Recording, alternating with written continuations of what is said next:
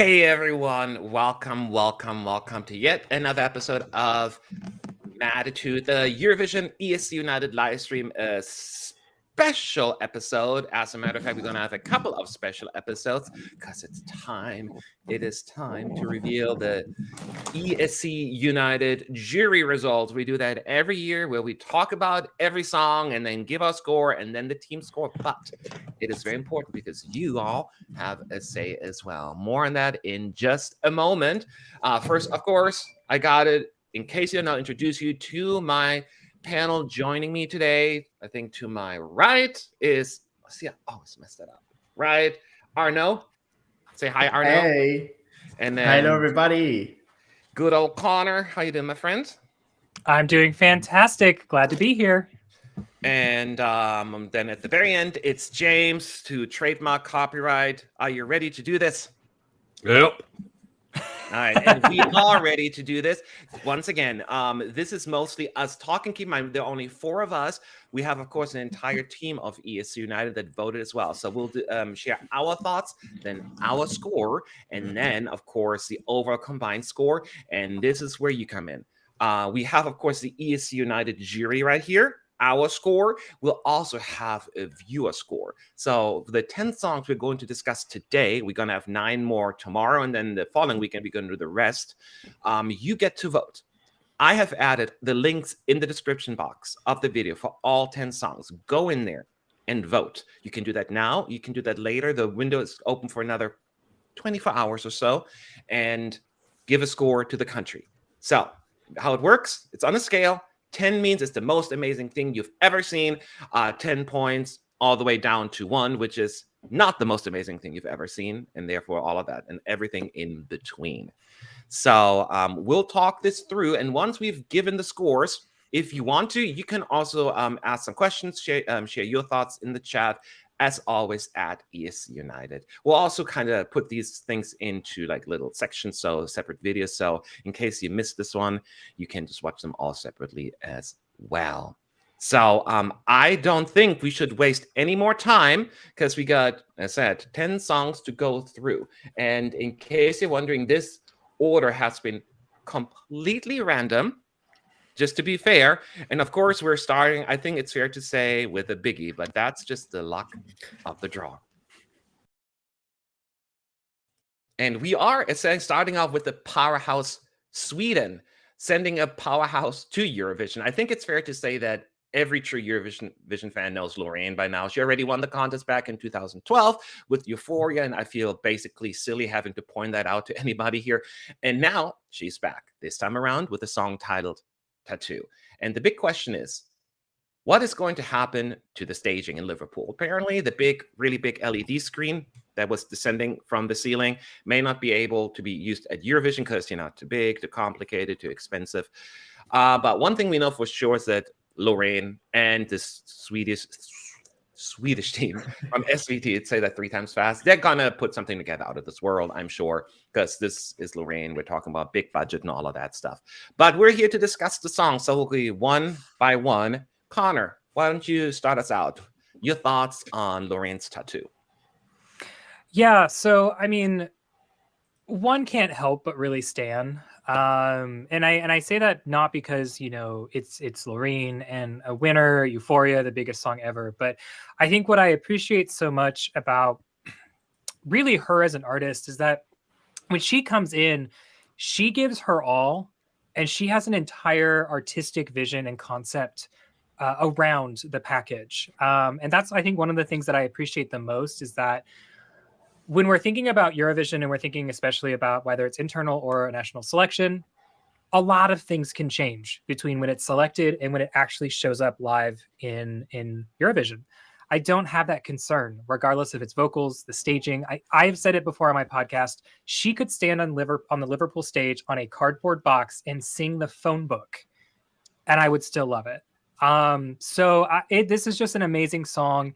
I think it's right up there with Euphoria, in my personal opinion. And yeah, I'm really glad to see her back. And I think the most important thing is I'm glad to see her back with a strong song, because we have had some people who have been returning to the contest with especially winners, a song that maybe isn't as strong or as reflective of who they are as an artist in the current era.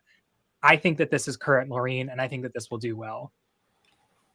Okay, we're starting off on a good note here from Connor. And yeah, I will say that Loreen is currently the clear betting odds favorite, I think, for a reason. Look, the song to me is good. It's actually really nice. And I will say it's maybe not the most unique piece that has ever been written on this planet.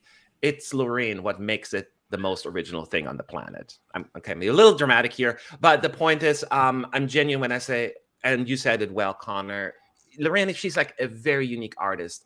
There's a certain magic she has, this ability to really elevate a song to something else, whether she reads the phone book, as you said, or sings Tattoo. And at first I thought, well, this is nice. It's not going to be in my top 10, though. And here I am a few weeks later. I'm like, why can't I stop watching this? And again, because it's Lorraine. There's something about her. Mesmerizing. I'm happy for Sweden, even though I'm scared to go back to Sweden because it's so expensive. But then again, Liverpool, you know, how more expensive can it get at this point? I think this will be on replay at every Eurovision party for years to come. And Powerhouse Sweden continues to be on a roll. So nicely done, Sweden. James.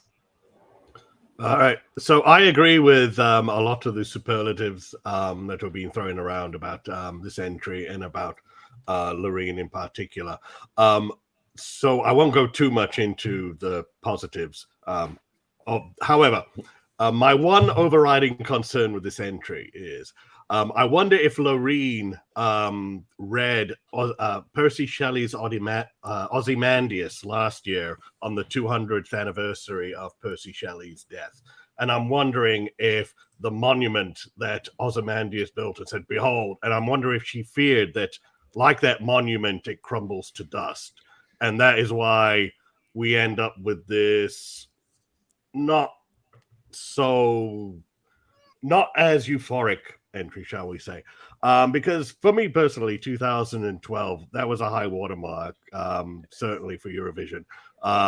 You know, it's still in my mind, Baku is literally in flames from that moment there. And for this one here, and she comes back with this tattoo image, sort of, and this is where this long ramble about Ozymandias is coming in. It's like, is she worried that her legacy of that night is not permanent, that it is just fizzing off? So yeah, my concern is she's doing a reverse Johnny Logan here, where Johnny Logan started with his timid ballad, and then he came back with his powerhouse ballad that left everyone naked on a fur rug in front of a fireplace. Powerful. So yeah, that's all. Rant over. Wow. Okay, let's see. Arno, wrap it up. What you got for us? Well, to me, Loreen has done it again. She sent a song that is powerful and, as you said, man, mesmerizing. And I also agree with you when you say that the song in itself isn't like unique, but the way Loreen performs it and embodies it on stage makes it one of the greatest of the year. Well, to me personally, but I think also in the general opinion, because when Loreen is on stage, she's just stellar. And even though the staging like could be anything, and even though like the staging will be different from the Melody Festivalen one, I'm not worried at all, because SVT will make their mind to make something super amazing. But Loreen's voice and gestures and facial and just body language, everything makes the song incredible. And it's not Euphoria 2.0, but we don't want Loreen to do Euphoria 2.0, because that was 2020, that was 2012 not 2020, that was 2012. So it's in, we want to keep it there. We don't want Loreen to come up with a copy and paste of Euphoria, which she hasn't done that. She has done a completely different song, but still has that huge impact, I think. Yeah. So kudos to Loreen. Yes. Thank you, first of all, for the super chat. Beardman has the tremendous cat. Everyone's talking about the cat, James, so it kind of stole the show. Is your cat around? No, she ran off. Next time she comes back. She wants someone that want her attention. So she's annoyed with me because she's a Loreen stan and obviously disagrees with my reservation. Oh, wow. He stage bombed you a little bit there. Okay, so let's go through our scores individually, and then I'll share the team score. Connor, what did you give Sweden and why? So I guess I'll just reveal the score. In a non-shocking way, I gave it a 10. This is in my personal top 3 of the year. Do I think that this is the winner? No. I think that, Arnaud, you said, well, I think that this is the standout of the year. And I think for a lot of Eurovision fans, that is the case. But I think that she still has a lot of barriers in front of her to get over, because there is such a high quality to a lot of the songs and the potential that we have here in Liverpool. So is it one of my favorite songs? Yes. And do I think that it is going to do well? Yes. Do I think it is the winner? To be determined, but it's a solid 10. I'm super duper excited, like I said, to see this live and see what they're going to do. And I can't wait to see it live in Liverpool. I know he's going to be in Liverpool. My score, it's a combination. So the song to me is a 7. Loreen is a 10 to me. Therefore, I'm meet in the middle. 8.5 points coming from me for Tattoo. A great score. I mean, as you said, some of the flaws that you point out are legit, and I agree with them, but I still think it's a fantastic song. James, I'm curious what you gonna have for us. For me, I give it a solid 7. I do like the entry. I'm not going to be one of those too cool for school guys and say, "Oh, this is crap." I do think there's a lot of merits to it, and here she is again to say hello. Just a solid 7 from me. A solid 7. That's still good. Arno, bring it home. What you got for us? I'm gonna do the same math as you did, Matt. Loreen, to me, Tattoo is a 9, and Loreen is a 10, so 9.5. 9.5. So a little bit higher than me, but the still Almost same 10. concept. So there you have it. Those are our 4 scores. Now, keep in mind, I'm going to share with you the overall score now. And this is not just the 4 of us. It's the entire team, Team United. So make sure to take that into consideration. Any questions you have in the chat or comments about the score and the song, let me know. So I will share that with you. But for now, my team doesn't know the score either. So it's going to be a surprise to them. Take a look. This is what Sweden received from Team United. 8.30. Wow. I've heard a wow, Arno. I think that was you. Yes, that was me. So what are your thoughts? You happy with that score? Oh yeah, this is a pretty high score. It's hard to break. But I'm not surprised, but it's still really high, and I think well deserved. Yeah. And James, I know technically you are the lowest score on the team. Still a great score, Sam. I'm not like, but is that what you kind of expected, knowing that you would be maybe the one potentially bring it down a little? Is that the score you expected? Yes, because I have had this argument before with fellow members of the team, so I knew that I was on the lower end of that. So I fully expected something in the 8.25 and up range for this. Yeah. So that's what it is, and we're going to compare it with the rest of the songs as we go through the night. Just a couple of comments here. Fernanda thinks it's too high. Janula says, I don't think her vocals were great at all in Melody Festival and final, but maybe she had problems there. Connor, you're always in tune with everything. I think for the actual official music video, they used the semifinal performance, right? For that reason? Yes, I believe so. I'm not 100%, but yeah, her final performance maybe wasn't the best of everything, all the runs that we saw. But what I think is ironic is that I think that they strategically picked, if I remember Melody Festival correctly, I think they strategically picked the semifinal performance because it's better, because it was after the stage invasion, and the performance completely transformed in comparison to more of a, I guess, rehearsed and just, I don't want to say go through the motions because it's not Loreen, but going through the choreography and the storyboard of it, she was killing it on fire. So I think that yes, her vocals were slightly different and different for the semifinal but I actually kind of prefer it if she did it that way, because there's a lot more passion and a lot more authenticity in that performance than there is in the final. Yeah, and people corrected me. I appreciate that. I knew it wasn't the final performance; it was the jury final performance, not the semi-final performance. It also had to do with the whole smoke effect and all that stuff, not just the vocals. So there were other things that just didn't look quite right. But yeah, so that's what it is. I don't know. I don't think Lorraine should be allowed to compete, said Faith. Sets an unfair precedent. If they allow people who've competed to be part of the competition, they should be mentors. I don't think that you can really disallow an artist who would take part just because they have won. That's, keep in mind, the vast majority of people, and I think, was it one of you guys? It's been 2 minutes since you talked about it. Who said it about, sometimes prior artists bring less amazing songs. Was it you, Connor, right?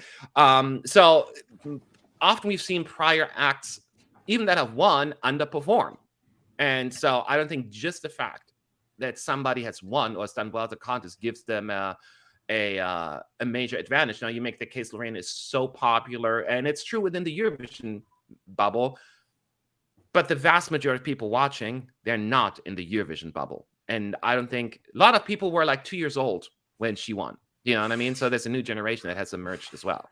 So I know everyone feels a little older now, right? So, but so I don't think that should be taken into consideration. So anyways, that is the first song we have. We got to move on to the next one because we got so much to talk about. And let me bring that up here real quick. And here we go. And yes, that's Spain. And in case you didn't know, we had a national final there. And before you can go into that, first of all, in 22, Spain tasted some Eurovision blood. Now they want a whole lot more of that. And after a fantastic third place, the country's best result basically in 3 decades, I believe, the national selection Benidorm Fest returned a set. And the winner, Blanca Paloma, is going to put on, has the burden actually, to represent the passionate Spanish fans at the contest with the song Ea Ea. And she was endorsed by the juries and televoters, winning both. So at least there's no debate that this was the song that Spain wanted to send. Spain also a lucky Big Five member. Therefore, they don't have to worry about going for the semis. They're in the finals. And apparently Ea Ea represents a chant to her late grandmother. And I'm sure her grandmother would be immensely proud seeing her granddaughter on the big Eurovision stage. So I think it's a very sweet thing there as well. But we are here to talk this song through. Our thoughts first, and then our scores. Arnaud, why don't you go first on this one? What are your thoughts on Spain? I just want to quickly say that the Benidorm Fest National Final is really good quality to me. Even last year, it was really good, and this year as well, except for the Demoscopico Voto, which is... Yeah, but it was, yeah. Anyway, Blanca Paloma. The song to me is a perfect mix between traditional, modern, and also a bit avant-garde with the instrumentals we hear. And it may not be to everybody's taste, but once you see Blanca Paloma walking on stage and singing and being just mesmerizing, it all comes together, and it's visually appealing, vocally appealing, and just it's brilliant. And to me, the performance is really elevating the song. And I like the song by itself, but I think maybe someone with general who's not used to Eurovision songs or genre could feel off hearing the song studio, but when you see it live, it's brilliant. So, and I really like Ea. And you raised a very good point here, and I agree. So what makes a song unique and special, or more unique and special, is when performed live. That's where the magic lies. The national final, it was also visually and vocally a feast. Like it was an event to just enjoy. I mean, it was a feast from, I couldn't believe it, like appetizer, entree, dessert. It was so good. I couldn't be like, wow, that we all knew once she performed, that's probably going to win. But even the concerts, that we have throughout the past few weeks where she just stands in front of the microphone, she is just so good and so consistent vocally. And it's a wonderful choice by Spain. It's just what it is. I do listen I don't actually, let me rephrase that. I don't listen to the studio version a whole lot. It's not the kind of song I want to put on because it's very heavy almost. And it's not like a melody that makes you relax, doesn't make you want to dance. You know, it's just a very specific, unique emotions. But when it comes on live, as you said, Arnaud, goosebumps. And that's where the strength lies. I have no doubt in my mind that Spain can get another great result with the jurors in particular, but even with the televoters. Some people are worried this may not do as well with the televoters. I see Spain go really, really far. And it's interesting because usually I would get annoyed with repetitive like sounds, like because like, yeah. I'm like, okay, how often? But it works here. I'm like, usually it's a shout, you know, and there is such an emotional impact in it that I just really like it. So studio is fine, but you have to respect the craft here that's being put forward. So Spain, job well done. Who wants to get Connor? What are your thoughts? Yeah, so for me in Spain this year, I definitely agree with some of the things that have been said. I think that within the Eurovision bubble, obviously people are crazy about this song. What I think is possibly the make or break for it is the casual viewing audience. Whether or not they have kind of a personal love or soft spot for kind of a modern flamenco, and whether that's in their taste or not, whether they can connect to an avant-garde performance. We saw this. The Eurovision fandom was obsessed with Conan Osiris, and then he non-qualified in Tel Aviv. So, I mean, Spain doesn't have to worry about that. They automatically get in, but it's kind of a little piece of like the puzzle of, can avant-garde work for non-Eurovision fanatics? I think that I definitely do agree with the comments that have been mentioned about this being a live song. This is not a song that when you're going through and you're listening to all the songs on the album and you're like, ooh, Spain, I love Spain. It's not slow-mo from last year where you're like, oh my gosh, I want to listen to this 10 times. It's either you really like it on the studio album and you want to go back to it, or like Matt said, you go back to the live performance and you relive this experience. I do think, and I would go on record saying, I think that she is one of the best vocalists that we have in this year. And I would have said that last year as well when she participated in Benidorm. So I don't have any worries about her ability to pull this off. But I think that what happens placement-wise really is going to come down to how does Spain make this package work and connect with the audience. They had a perfect package last year that everyone freaked out about. How can they create that same amount of buzz and attachment and desire to vote with something that's not a pop dance song? That's what Spain has to figure out. And if they do it right, I agree with you. I think Spain's going to do pretty well. Yep, indeed. James? I'm not too concerned about how the populace at large may embrace or not. In the past, we have had examples where nominally strange blends of the traditional and the modern. We've had examples where they have come and won. I'm thinking particularly of Norway's one, Nocturne, in the mid-90s, of an oddball one that you wouldn't think would connect with people, but somehow it did. So on that count, I'm not too worried. For me, I agree with all the comments thus far. This is a song that comes alive in the live version. I'm not really. Somebody in the comments said they like the live performance, but not streaming it, and I'm sort of in that same boat. Not that I dislike the song. I do like the song immensely. Particularly for me, the powerful moment is at the end there with that sort of final couple of notes where she just launches into a long one, gets higher, and then it's sort of like an almost yip, very powerful outro there. Sort of harkening back to a grandmother, as Matt mentioned, but I also personally think it is so powerful, call to the ancestors, it could raise the dead. And I mean that in a good way. But yeah. The visuals, I think they got right in the national selection. Just a sort of simple palette of red, black, and white. Red and white mostly. And then some great artistic dancing there. So, I really enjoy this one. Okay, so overall, pretty good review. But all that matters in the end are the points, are the scores. So let's take a look at them. Arno, what did you give Spain? Well, it's another high note for me. I really enjoyed the live performance so much, and I sometimes listen to the studio version, which is why I gave a 9 out of 10. That is a high score. Mine's not quite as high. Because only reason why, it's a good song, it deserves a good score, but I have to take into consideration that, you know, this is also very much focused on, for me, what I listen to the studio version. So that took a little bit more of a priority for me. So I still give it 7 points though. It's a really good song. Connor, what's your score?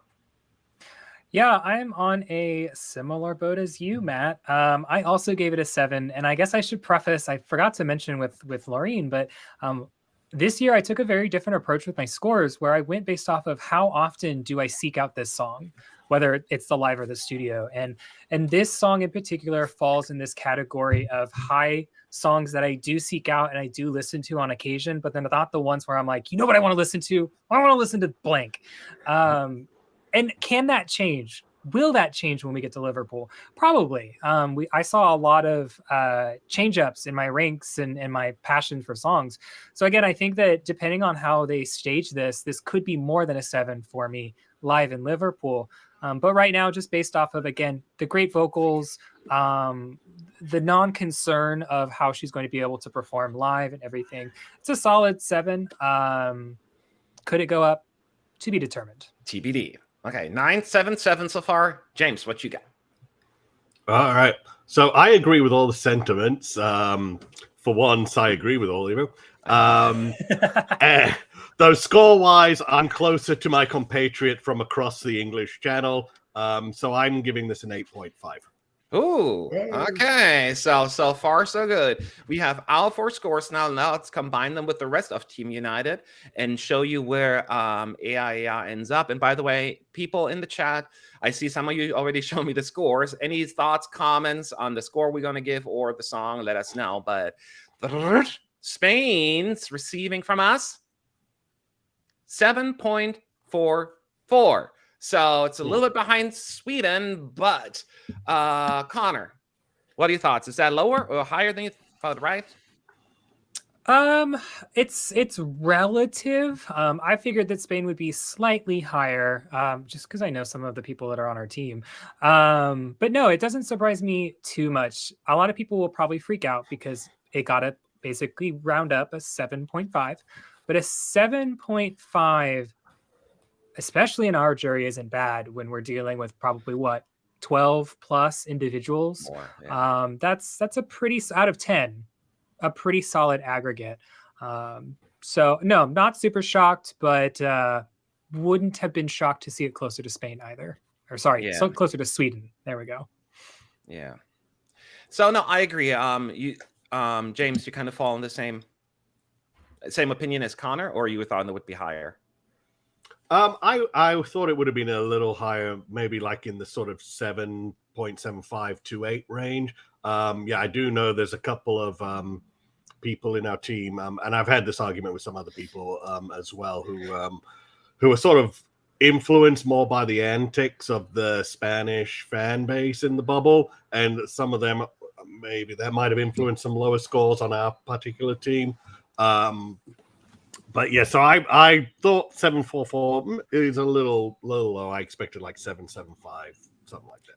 I thought so too initially. So but that's just how the cookie crumbles. But as I pointed out earlier, everyone in the chat, everyone watching this later, go into the description, check out the link, vote for Spain. How many points do you think Spain deserves?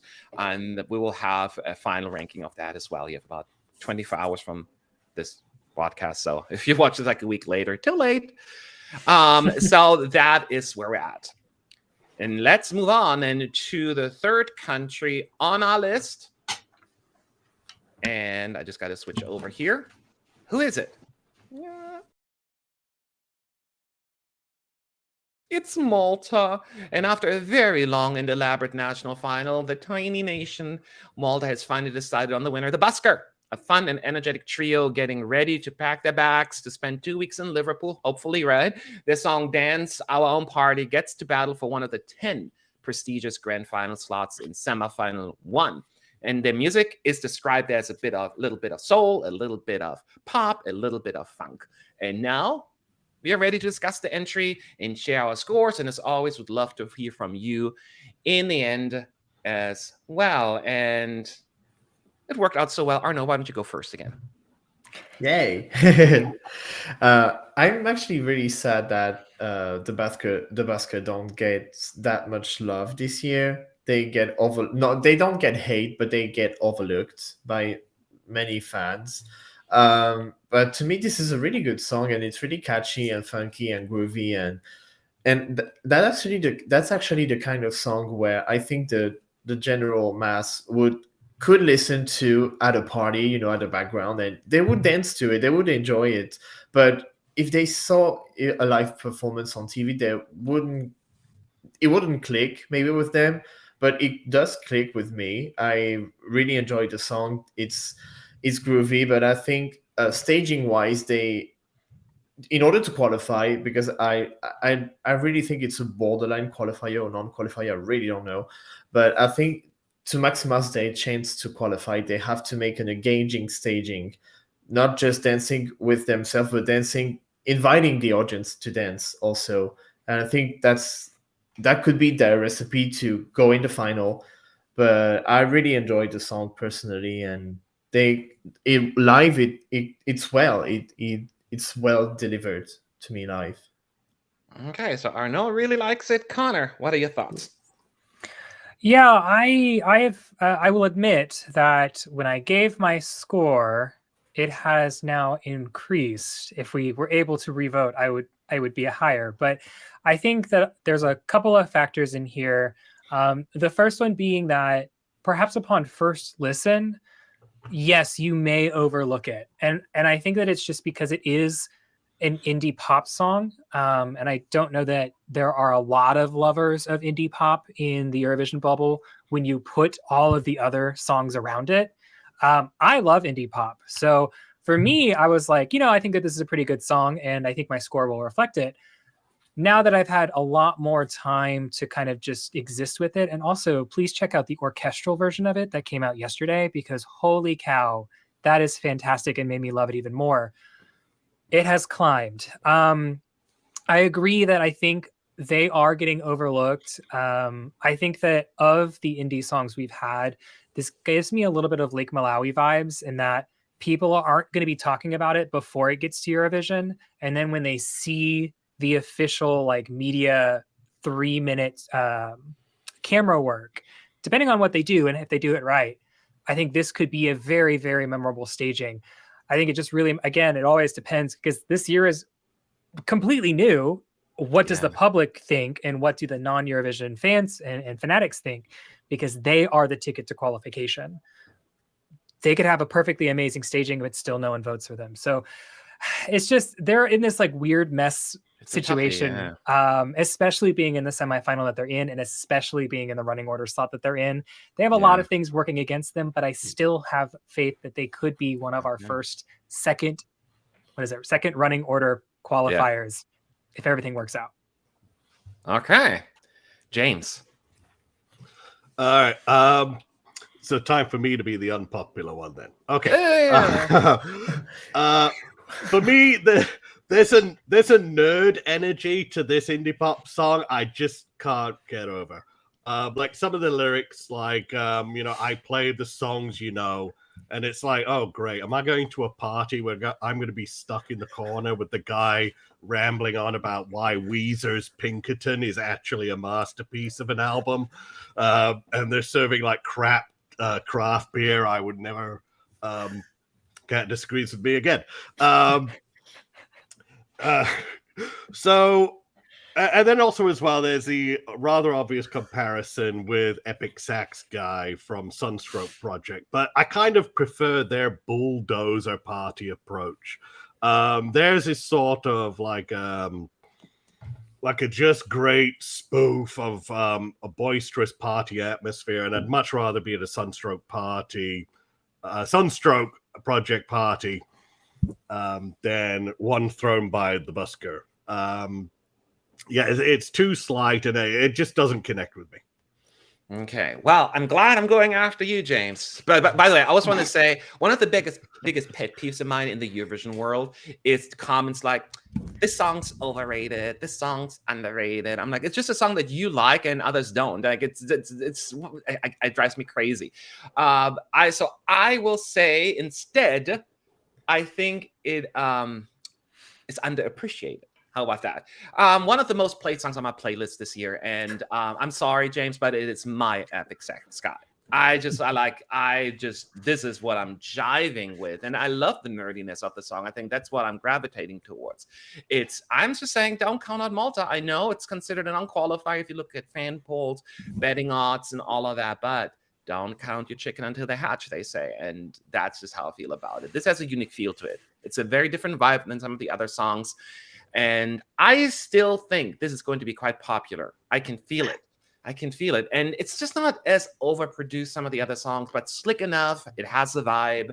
And yeah, I'm big into the 80s inspired music. And, it's kind of like, but with an indie feel to it. And it just, it does it for me. So the exact opposite than you, James. And I don't care what happens at Eurovision almost with the busker. I'm just a big fan of the song. It'll be on my playlist for a long time. Little Malta flexing its muscles to me. So I'm a big fan. So let's talk about the scores. This is going to be very interesting. Arnaud, what did you give it? I give it a high score again. I have high scores in those section for the moment. I gave it a 7.5. To me, it's good quality. It's catchy. I love it. It clicks with me. That's a decent score. Connor. So I gave it a slightly lower score. Again, if we were revoting, I would give it a higher, closer to maybe an 8 or a 9, but I did give it a 7. It's in a similar batch when we voted of songs like Spain, where this was probably on the higher end of the 7s for me, like the border lines. I also didn't give out a lot of halves. Actually, I don't think I gave out any halves, so take that as you will. But yeah, I think for me, what I really jive with this song because, and I'll counter what James had said, at least this saxophonist is a part of the entire track instead of being a gimmick that they pull out in the middle and just like, aha, here you go. I love that this is just a cohesive narrative. I love that it fits and it's authentic to who they are. Like you said, it's well produced. It's a pretty good song, and it's one that as we get closer and closer to Eurovision, I do find myself listening to more and more. Okay, now I'm scared. James, here we go. What's your score? I give this one a 4. Yeah. I just didn't really connect with it at all, and are you done? Okay. Yes. Well, let me fix all of that for you. One of the best that has Malta sent in a while to me. I want this to do really well, and when they do, I laugh in all of your faces. No, seriously, I just love it. 9.5 for me.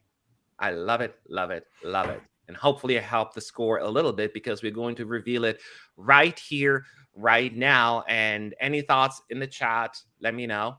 But first, I got to switch over here.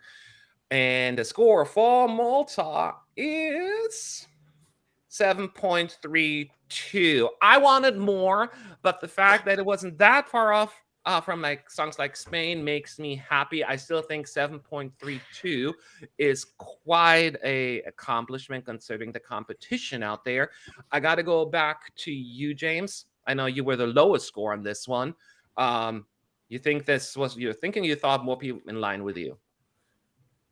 Well, usually I'm the I'm sort of the contrarian outsider here. So but yeah, the fact that it's just a hair off of Spain surprises me.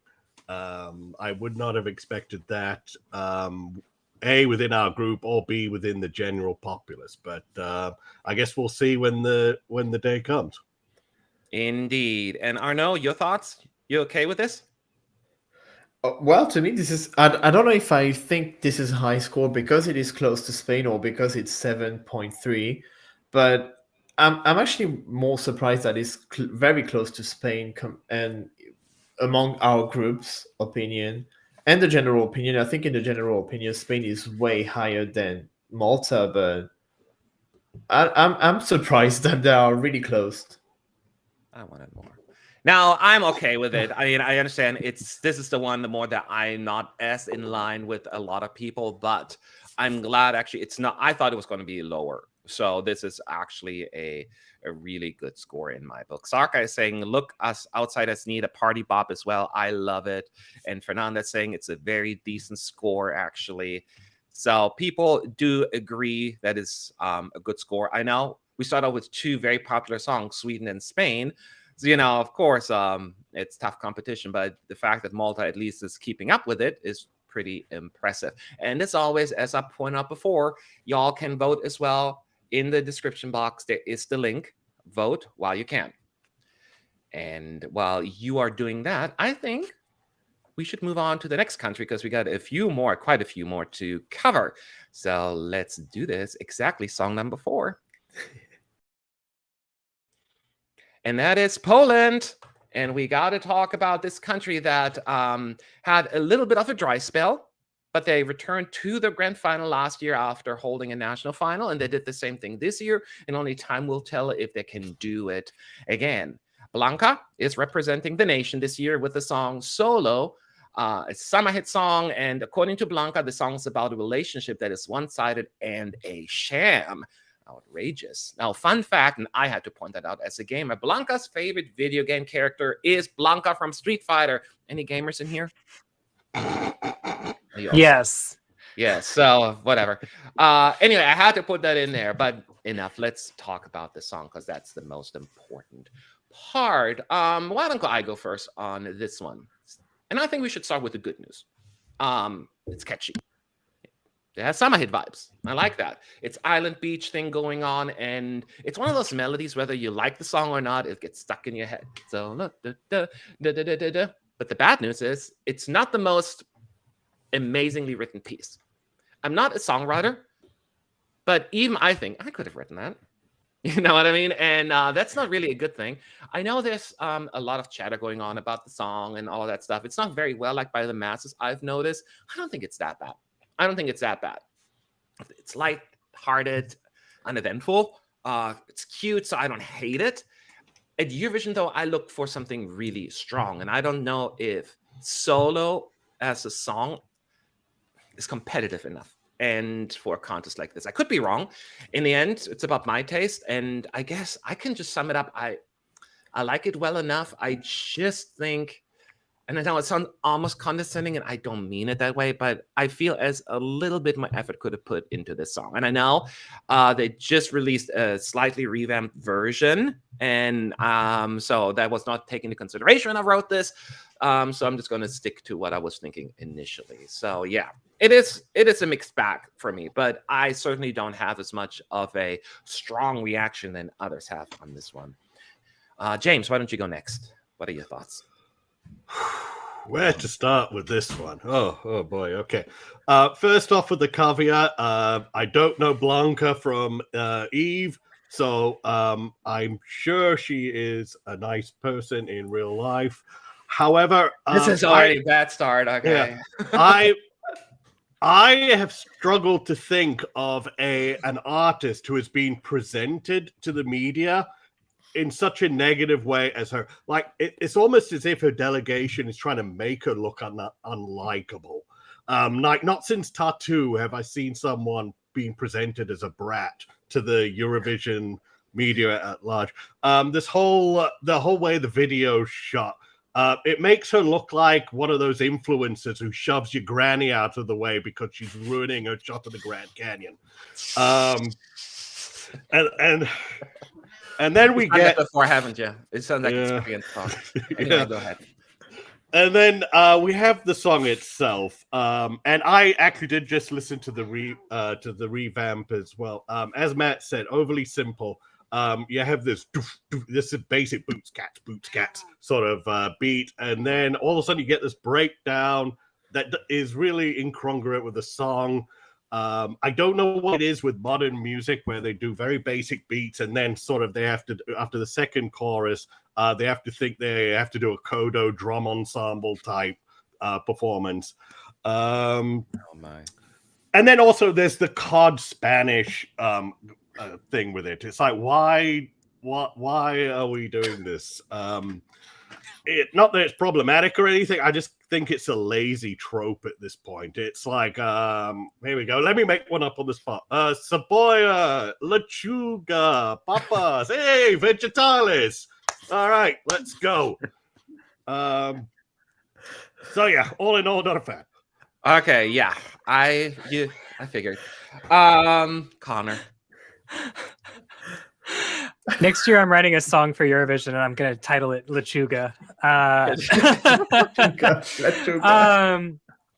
So unfortunately, we had high praise for Blanca Paloma.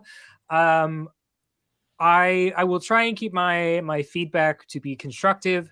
Whilst I do understand that this was going maybe more of the summer hit direction, and perhaps this song was not intentionally written with Eurovision in mind, because it sounds like it was a song that they wrote in the summer and they're like, we'll just release it next summer, it'll be a big hit, and then it accidentally won kind of the national final. There's really just not a lot here. Is there a lot from kind of a perhaps instrumental perspective? Yes, but the melody and the lyrics really are just so lacking that there is nothing to really grab onto. And I think the worst part of this is that the only things that are perhaps memorable from the song are the memes that people are creating from it, from Bebe to Solo. It's just not great. I don't think that it's getting the PR that Blanca wanted it to get. It's getting the PR that no one really wants. No one wants to be the butt of the Eurovision fandom's jokes. So it's definitely not for me. It's definitely not a song that I personally seek out. I also haven't listened to the revamped version because I didn't know there was one. So that tells you a lot. But yes, I don't know what's going to happen with Poland, because I find this, I have feelings that this is not going to connect in a televote year. I'll be honest, and I'm going to be really nice. I don't know if this would connect in a jury and televote qualification either. This is coming from her cheerleader live, Connor. So her live is just... Yeah. No, I hear you. Arnaud. Hey, Okay. so Talk to us. I'm sorry. Even if I'm usually nice when it comes to judging and evaluating Eurovision songs, but yeah, this one is, as you said, you pretty much said everything I think. It's like a summer song that has nothing really special. It only works like it's a TikTok trend. That's that kind of song, but it doesn't bring anything rich or inspiring to the audience. And in Eurovision, you need those elements to shine in a way. And you add that the PR she's getting ever since the national final, it's like she didn't really have any chance just with the song, but with the PR and everything, it's just crumbling. And the revamp, I've actually listened to the revamp, and they added a dance break right before the bridge and the last chorus. And to me, this is, they continued on being lazy, because it's just, we have to make something. As you said, Matt, the song was uneventful before the revamp, and when they did the revamp, they just added a dance break. Like, this is, wow, incredible, wow, innovating, wow, Yeah, wow. Creative. Never seen before at Eurovision. Never been done. But and it's just, it just perpetuates the image and the what we thought about the song ever since it came. So that's basically what I think. I don't hate it, but I don't listen to it. Okay, so this has been a lukewarm response, but let's take a look at the scores. Let's go through one by one, and I feel like I'm going to be the nicest one on this one. I enjoyed it enough when it's on. I'm not gonna lie, it's better in the studio version because, you know, live vocals. Eek. But I'm still gonna give it 6 points. 6 points from me, James. Well, Well, I listened to the studio version and I was like, so imagine my horror when that nuclear apocalypse catastrophe of a live performance came out. Like, how the hell did people vote for that, by the way? I do want to know what on earth happened that they selected based on that. But anyway, rant for another day. So just to qualify, Poland is actually one of my more, one of the countries I do like at Eurovision. Their first ever entry, masterpiece. For me, I'm giving this a 2. This is, in my opinion, the worst song Poland has ever sent. Oh, no, he knows. Connor. Oh, there's worse. Well, yeah, one. There's worse. One. Connor, what's your score? Wow. Follow up with Poland's worst song ever. I know that I'm traditionally the cheerleader. Unfortunately, this is also a low score for me. It is a 3. Again, this is just not a song that I seek out. This is not a song that I have a lot of confidence in. And I think, in a normal Eurovision year, I don't always agree with the winners. And sometimes I have other favorites that I seek out. But I mean, really, gosh, I'm trying to be nice. I don't think that there was really a lot in that national final for me to want to seek out, period. She was the best song of a group of songs that I don't think any of them would have qualified. I think Booty could have qualified just for the sheer fact that people would want to have seen it in the grand final, but that's anyway, neither here nor there. But yeah, no, it's just, I don't have a lot of attachment, excitement. There's really nothing there for me, but I wanted to be kind, so I gave it a 3. Okay. Thank you for your kind 3 points, Connor. Okay, Arno, what you got for us? Well, James gave it a 2, Connor gave it a 3, and I'm giving it a 4. So nice. Working our way back up, huh? Yeah. And actually, I like the fact that every time James talks about Blanca and reads Blanca to filth, the cat is in the face like, I know. What are you saying? They're very different tastes in music. That is for sure. But let's talk team score overall. Based on what I've seen here right now, not looking too hot, but maybe you guys are in the minority and people liked it better than you made it sound like. And by the way, everyone in the chat, let me know what your thoughts are on the song and the score. But Poland receives from Team United 3.75. So as you can see, it is slightly, and by slightly I mean quite a bit, behind the first 3 songs that we reviewed. And real quick, Connor, kind of what you thought. Getting less than 4 points, I will say, is not necessarily a good sign. No, it most certainly isn't. And of course, we're not Eurovision experts, so we could be slightly off the mark. But well, we're Eurovision experts, but okay. we are not. I mean, we're not Eurovision oracles. Let me put it that way. Yes. But no, this does not shock me a lot. Sure, there could be a lot of variance between our opinions and also the just overall opinion of a song, but I don't think that we're that far off of how people think. Yeah, I expected very little from our team because I know the people who voted. I don't think any of us are talking about this song except for you. I'm so sorry, Matt. That's okay.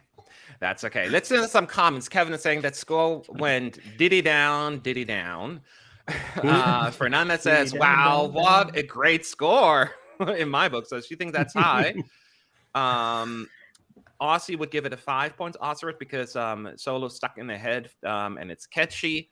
And Ray Mapper, how you doing? How did we go from Augment to whatever this is? So yeah, I think people agree with our score, but there's only one way to find out. Go and vote below in the description box. I put the link. We want to know what your score is, and then we'll have a final score at the very end as well. And I think we should talk about the next song on my precious list here. I just got to bring it up. Nanga Five. Thanks, Arno. My counting is a little off. Who is it? Yes, it's still the newest member of the Eurovision family. Australia decided to switch from a national final to an internal selection. They picked Voyager, the band that came in second place last year in the national final. Now they get to perform on the big Eurovision stage after all, with promise. Actually, they get to close the second semi, putting them in a really great spot. The band has plenty of experience as well, performing together since 1999. Some of you weren't even born yet. Let's see if that experience that they have actually gives them a leg up in Liverpool. So let's talk this through. James, the stage is yours. What are your thoughts? All right. So for this one here, yeah, you can tell this is an outfit that's been living, working, breathing together for 23 years. They are just such a slick, polished outfit. I'm amazed that for a progressive metal band, they are able to, in the space of 3 minutes, give us something cohesive, punchy, great melody, but without sacrificing heaviness. I love the way it starts, almost Duran Duran-ish. The vocals, definitely recommend. And then the guitars start coming in. And then you get that neutron bomb of a breakdown in the middle of the song with that growl from the backing vocalist coming in. And then Simone's solo is just phenomenal. Standing on that rock in the Western Australian desert. I hope they can figure out a way to make it as magical in Liverpool, because that is just great. And then the guitar solo that sort of interplays with that guitar solo as well. So for me, as you can tell from the way I look, I'm a metalhead. And this is a very good metal song. This is a sort of metal song I've been craving at Eurovision, and Voyager delivered. This is a phenomenal entry. Wow. Off to a good start here for Australia. So to me, it was interesting. I remember last year, the bubble, like Voyager, they're like, that should have won. Australia decides. So much better than Sheldon Riley. I actually respectfully disagreed. I thought this song was nice, but Sheldon just was the right choice. IMHO, at least. It was maybe even for the best, because I think Promise is way stronger and actually a really good song. So I agree with James on that. Potentially, actually, I haven't really ranked them, but I think that this is either the best or one of the best songs from the second semifinal. Oh, although I consider that inferior to semi one, but from the second semi, it's one of the better ones. I like the song. It's, it has rock elements. But the one thing, and I might disagree a little bit with you on James on that, the metal aspect of the song is a little bit too tame or too not enough. I wanted more of that. And I also might subtract a few points, not a few points, it sounds a little dramatic, a point maybe. I'm not a fan of the lyrics. I find them very banal, and especially coming from Australia. I mean, their first language is what? Australian. So English, obviously. So it's not a perfect song, but it's still really, really good. And I enjoy the fact that it's closing the semi, and that's just going to be a great, great moment. So overall, a really good song in my book. Arnaud? I usually make enemies when it comes to rock songs. I know. Go ahead. Somebody has to be the bad guy. Rock songs has never rock in general, metal, and I know it's not just rock, but it has never been my kind of thing. But I still reckon that the song is really well produced, and they perform it really well. You can clearly see they are professional. They've been doing that for many, many years. But I do agree with Matt on the lyrics. I think the lyrics are kind of lacking. They could have been more powerful, because the melody in itself is actually great and it's well built. It has moments, it has quiet parts, which makes everything cohesive. But the lyrics, especially in the beginning, is really repetitive. He says like 5 times the same sentence, and then it's not repetitive, but it doesn't make that much of an impact as the melody does. So I'm kind of on the fence about it, but I'm looking forward for the Eurovision live in Liverpool, and see when it comes to the staging if they can make the video magical again. Yeah, in Liverpool. Okay. Wow. Okay, well, that's fair. You know, that's why we have a diversity of opinions and tastes in here. Connor, your thoughts? Listen, put me on a ship because I am a Voyager fan. Thank you. That was a great pun. No, but honestly, like I think what makes I agree with you, Matt, what you said about how their song last year, Dreamer, wasn't comparatively the best compared to this, but that's because Dreamer was a song that was not 3 minutes, that was written down to 3 minutes. Promise is a song that was written knowing that it had to be 3 minutes because they eventually were going to go to Eurovision. And so I think that's the key difference here, is that they were able to I think, find that tricky balance between trying to write a Eurovision song and going too far into just camp and crazy, but also not make it inaccessible. And I think that's you. I agree, and I understand where you're coming from. That from a progressive metal band, you probably would want it to go a little bit more one direction. But at the end of the day, you know, I think they've done a good job. I'm very excited about this. As they have said, and Danny has said multiple times, they are going to be headlining the second semifinal and closing it.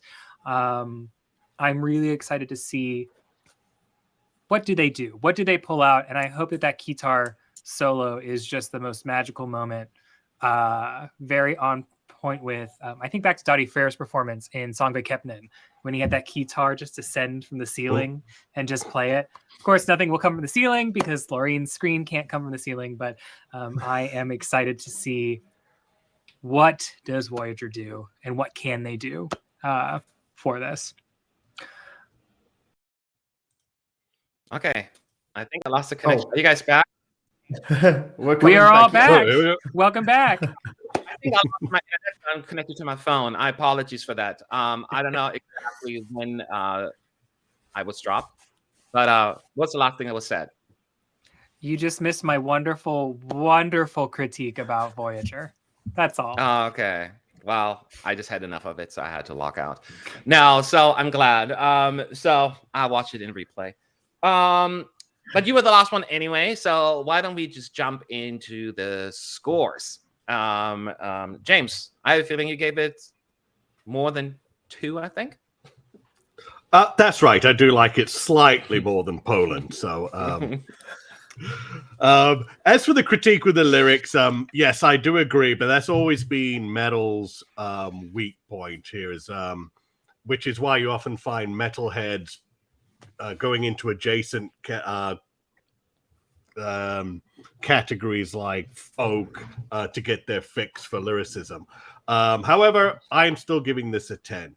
For me, Australia's best ever entry, and for me, even the best Eurovision entry of the last decade. I just really find this strong and powerful. Love it. I'm plugging in my phone so it doesn't die because my internet is down. I have to reset the router, but I don't have time for this right now. An unapologetic 10 points from James. I did point out some of the shortcomings of the song. I like the song, even with, but still the strength, it outweighs. This is a net plus to me, Australia overall. So 7.5 points from me to Australia. Arnaud? Oh, mine is on the lower end. I still gave it a 4.5. Because even though it's not my vibe, I still think this is good, but there are still things that I objectively find lacking, but still 4.5, almost 5. Almost 5, James. Almost this close, but no cigar. Connor, did it get a cigar? Oh, it's a 10. Listen, it's a 10. So I'm glad that I'm finally on trend with someone on the panel. For me, I definitely would agree with James. This is one of my favorite Australian entries, right up there with Kate Miller-Heidke, because I just love going back to her flying around on a pole in Tel Aviv. Of course, I don't expect this from Voyager, but just knowing how well they can perform, knowing the energy that they can deliver in a live performance. Yes, the lyrics are not the most beautiful piece of art we've ever seen, but that's metal for you, as James said. I think that this is going to be great. And of course, we have to point out here, I think SBS knew what they were doing because they are on the last year of their contract. And I think that they want to stay. And so they sent an artist and a band that they believe in and they know it's going to do well and deliver well.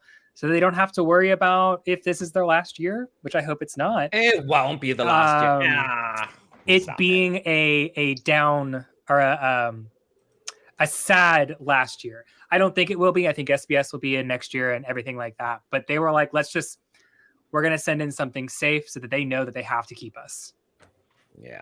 Okay. Well, they could have sent anything that would have stayed. That's my thought. But anyways, we're here to discuss Voyager. And now we have our 4 scores. I'm going to share with you the team score overall. Again, it's not just the 4 of us. It's a lot of other folks. And everyone in the chat, let me know what your thoughts are as well. And Australia receives from Team United 7.88. I got to go to the fans of the song. James, your thoughts? You're okay with that? What were you thinking? To quote Metallica's James Hetfield, hoo, yeah. That's a good song. That's a very interesting quote. Yeah. Sure, it's trademarked. Connor. Oh, no, so James, you have something else to say? Oh, yeah. No, I'm glad that it's connecting beyond the niche prog rock, prog metal base. Because, yeah, I have heard some normies embrace this one. So I am happy with this score. You too, Connor? It's going to be all right. I think that this is a pretty good score for Australia. I think that the biggest strength here is that, yes, it is a mashup of multiple genres, but it gives everyone a little taste of what they're looking for as comparison to Blind Channel or AWS, where really just metalheads are going to be freaking out about this. This is accessible to so many people. Yeah. Fantastic. Well, that's good. And I think, once again, the chat seems to agree for the most part. Ray Mapper saying it's a deserved spot. Ozzy Rose said was not expecting that. Januli saying, yay, it's a very nice score. Roger Sandell saying, I like the lyrics. They speak to me a lot. And action-packed 3 minutes song for sure. I absolutely love it. My favorite this year. I'm from Sweden. So you're not alone on that, James, for sure. People have that as their favorites. So good song or score, I should say, for Australia. Once again, you can still have a say. Go into the description box, vote for all 10 songs that we are reviewing today. But right now, especially for Australia. And then I'll have the score for you very shortly as well. So stay tuned for that. We got to move on because I thought we were going to get this done in 90 minutes. So we got to, but that may not happen. So I'm just going to jump right into the next song on the list. And that, what? It's getting complicated. 51, song 51. 51. So no, yeah, it's getting a little bit more complicated. It is Slovenia. And the country's success at the contest, let's say, there's some room for improvement. 7th place is the best result so far. Can they improve on that this year? The broadcaster felt that they had a good song, and they actually scrapped the national final in favor of an internal selection. So Joker out, a 5-member band thinks they have what it takes, singing Carpe Diem, and I'm sure there are plenty of reasons to love the band, but one of them is the fact that, according to them, they are huge Eurovision lovers. So let's talk this through. Does Slovenia have something remarkable here or not? Connor, what are your thoughts? Finally, I get to go first again.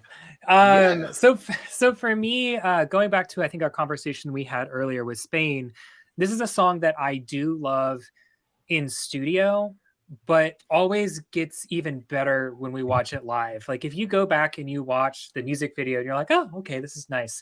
But then you watch the live performance that they did when the song was released. And I'm like, that's even better. And that makes me really excited because when we're thinking about internally selected songs, traditionally one of our biggest worries is, what does this sound like live? Can this be, or is this going to be like an Austria 2022 where, ow? Or is this going to be like, holy cow, these are the best vocals we ever had? I don't think that Slovenia will be the best vocals we ever had, but it's going to be a fantastic performance and perhaps end up, I don't want to say as a qualification, because again, we're not oracles here, but this gives me a lot more hope than some of the most recent Slovenian entries and artists, because I think there's so much here to work with, so much to grab onto, and so much that people are excited about. I think this is the song that has gotten the most attention from the Eurovision bubble from Slovenia for as long as I can remember, honestly. I mean, probably not as much as Voda, but Voda never actually made it to Eurovision because of the pandemic. So that's just great things for Slovenia, and I'm just hoping that they pull it out in Liverpool, but I have really great expectations. Yeah. All right. So Connor is a fan. Arnaud, your thoughts? I'm also a fan. Just getting right off. But this is usually the song, where I wouldn't listen to that kind of song by myself, but when it got released, I think it was one of the earliest to be released this year, and I listened to it, and immediately first listen I was like, oh, that's different, and actually that's great from Slovenia. And then I kept on listening to it, and then, as you said also, Connor, the live performance makes it even better and even more entertaining. And also they have a lot of charisma because I don't know, it just, there's a synergy between them that makes it even more enjoyable to watch. And it's really catchy and also has a bit of a funky vibe, a groovy vibe. And I'm actually, I wouldn't say surprised because it's a good song, but I'm still a little bit surprised that it got a lot of attention, because Slovenia is usually a quiet country in Eurovision, and the song in itself isn't spectacular, some would say, but it still works and it still gets love and attention, which is nice to see. And I can't wait to see what they do in Liverpool. I hope they have a staging that works as well, as much as they do when they sing it live without a proper staging. Interesting. Yeah, I mean, I agree. It's a good song. The end. James? No, it's just really it's just that kind of song. I'm trying to really find words for it. It's just, I love the vibe of it. I think it's just a reminder also that you don't have to sing in English. And I think I love the trend at Eurovision anyways that we've seen as of late. Slovenia had a few rough patches at the contest. And it would be such a bum if they don't get rewarded for this very solid effort. It's another song where I like, and I think you guys said it again, so I like the live performance a lot better than the studio version. I actually did my reaction video, and people were like saying, you should have listened to the live performance, not the video. I'm like, well, yeah, but you do the studio version first. It truly comes alive when performed, live. This is something I really want from a kind of like almost rock indie song. It's not the safest choice, but we need this in the finals. We absolutely need in the finals. It adds diversity, and even besides that, it's just a good song on its own merit. It's one of those songs I'm like, is it the highest on my ranking? No, but if it deserves all the credit in the world, because it's just a really well executed effort in my book. So, and that's where I stand. And James?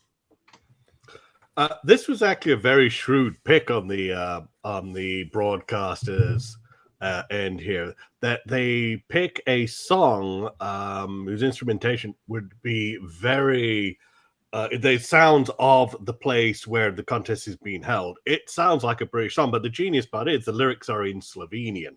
So it is actually a very shrewd pick in that regard, because it does kind of remind me of those sort of party indie rock songs of like the late 90s, early aughts, like I'm thinking like Supergrass, and then somebody in the comments mentioned Franz Ferdinand. So it's like that sort of upbeat, up-tempo party one. And yeah, I do like the vibe of this song. These guys are coming to Liverpool for a party, and you're going to have a good time. And I think people are going to connect en masse. Now, the locals might be a little much for them. I mean, they put Viagra and cocaine in the drinking water, so they might get more party than they bargained for. But a great, fun effort, and I find myself listening to this quite often. Okay. So overall, pretty good. Gonna be all right, Connor. You just never know where James is going to go with his comments. No, he always takes a turn. It's like I didn't see that coming. But let's get to our scores first. Connor, since you got to talk first, let's hear your score first.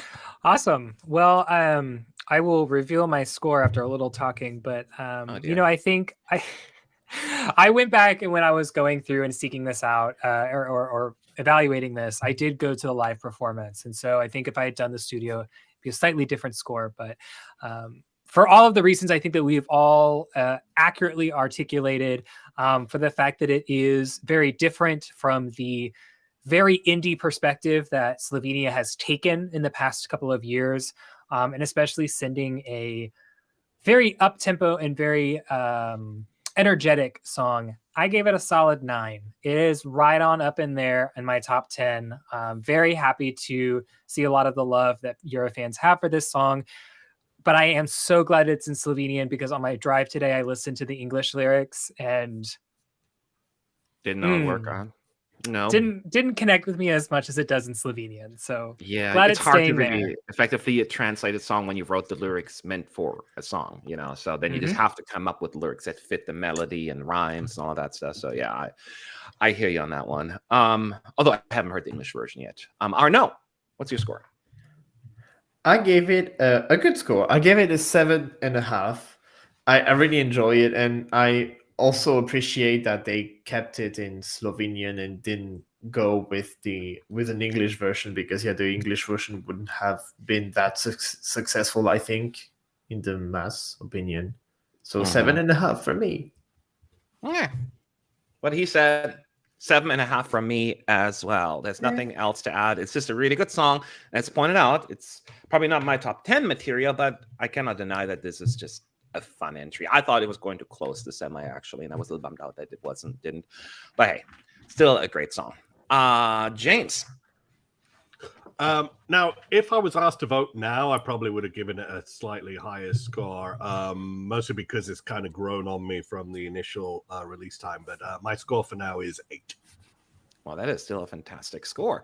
So overall, we are hovering around 7.5 and 9, right? Those are our scores. The question is Slovenia going to fall in between that range, or is it going to be highest? Over 9 or lower? We find out right now. And anyone else in the chat, let us know your thoughts about the song and the score. But Slovenia receives from Team United 8.17. It broke the 8-point mark. I hear some giggling, some clapping. Arnaud, you're surprised? Not really, actually. It's a huge score, but it's deserved. And I think nobody on the team gave it a score maybe below 5, because that's the kind of song that no one hates or no one finds bad. It's either like meh, or it's good or really good to me. So I'm not that surprised about the score, but wow, that's it. We have pretty good it scores. really gave Sweden a run for the money there. Connor, you must be pleased. Oh, I'm 100% pleased. Especially, this is like my 3rd time on the panel. And I feel like we never talk about Slovenia, let alone for it to ever break like a 5 in the overall. I don't remember exactly, but no, it's fantastic. And I think that it really speaks to the quality of the song and the band, and the international pull that this entry can have. Again, if done correctly and if staged correctly. I don't know if it would overtake some of the songs underneath it, but it has a chance to. And that's just what Slovenia is asking for at this point, is let's just have a chance to be in the top 26. I know, right? That is what we're hoping for. But I would be shocked if that wasn't the case. And Pierre Visiak saying, I was not expecting it to break 8. This is great. It means much more universal than previously thought. Great score, well deserved. And then I see a lot of wows and what? I didn't see that coming. So a lot of pleasant surprise digital faces. But this is the Team United scores. That's not our reader scores. So we need to hear from you as well. The link is in the description box. As always, vote for Slovenia. Give it a score between 10 highest and 1 the lowest. And then we'll go from there. And I think we got to move on. And I know you're really good at counting. What's next? What number? Number 7. All right, let's Number talk 52. about Stop it, Connor. You're confusing me. I'm like multitasking here. All right. So song number 7 is also a country that's dear to Arnaud's heart. I'm pretty sure it is France. And another big 5 country, France has had a bit of a roller coaster ride these past couple of years. From second place to second to last, the French broadcaster decided this year, hey, let's hit the pause button on the national final. We got something really good here. At least that's what they think. We're here to discuss it. The choice was made to send Lazara to Liverpool with the song Évidemment, and not that we need to push any additional pressure on France, but the last time they've won was in 1977. Do your math? That's 46 years. And I mean, they keep winning junior Eurovision, easy peasy, but they have, I know, but not the adult version, but they're ready. They're ready to win it. I'm not saying it's a song. I'm just saying they are trying. That's like their goal. Let's see if this is winning worthy material. And again, Arnaud, I have to let you go first on this one. Oh, no bias, of course. What are your thoughts? I have the honor. Yes. I'm really proud of the song that represents my country. I'm really happy, and I was afraid before it got released, and when there were rumors. We knew. I know my friends. We knew for a while that there wasn't going to be a national selection, and that it would be an internal selection, even if it wasn't official. But I was afraid that they were going to choose basically a Voilà 2.0 or Barbara Pravi 2.0 because of last year's really bad results, undeserved bad results. With Évidemment, I really enjoyed the song. It has the disco groovy surprise, because it starts really elegantly and classy, and then you have that disco beat that really flows, that really goes and blends well together. And Lazara is so charismatic. She's really, really charismatic. She can sing live, and they promise a big prop of surprising staging. That's what they say. They always there's a big surprise on the staging, so I can't wait to see what it is. But yeah, this is amazing. I really love Évidemment. Okay, so Arnaud is happy with France this year. Connor. Yes, the infamous reveal of Connor's thoughts on France. Oh dear. No, I promise. We all talk about it all year long. So no, I promise that they're good. I also am really excited when, I guess, we got the buzz about an internal selection. I personally got really scared because the last time I think of an internal selection with France, we of course go back to Tom Lieb and the just relative disappointment that song was. Oh, yes. And then the song starts and I was like, oh no, we're getting another chanson. I was like, no, please don't. I'm just so tired of French chansons. We had years of those, whole decades.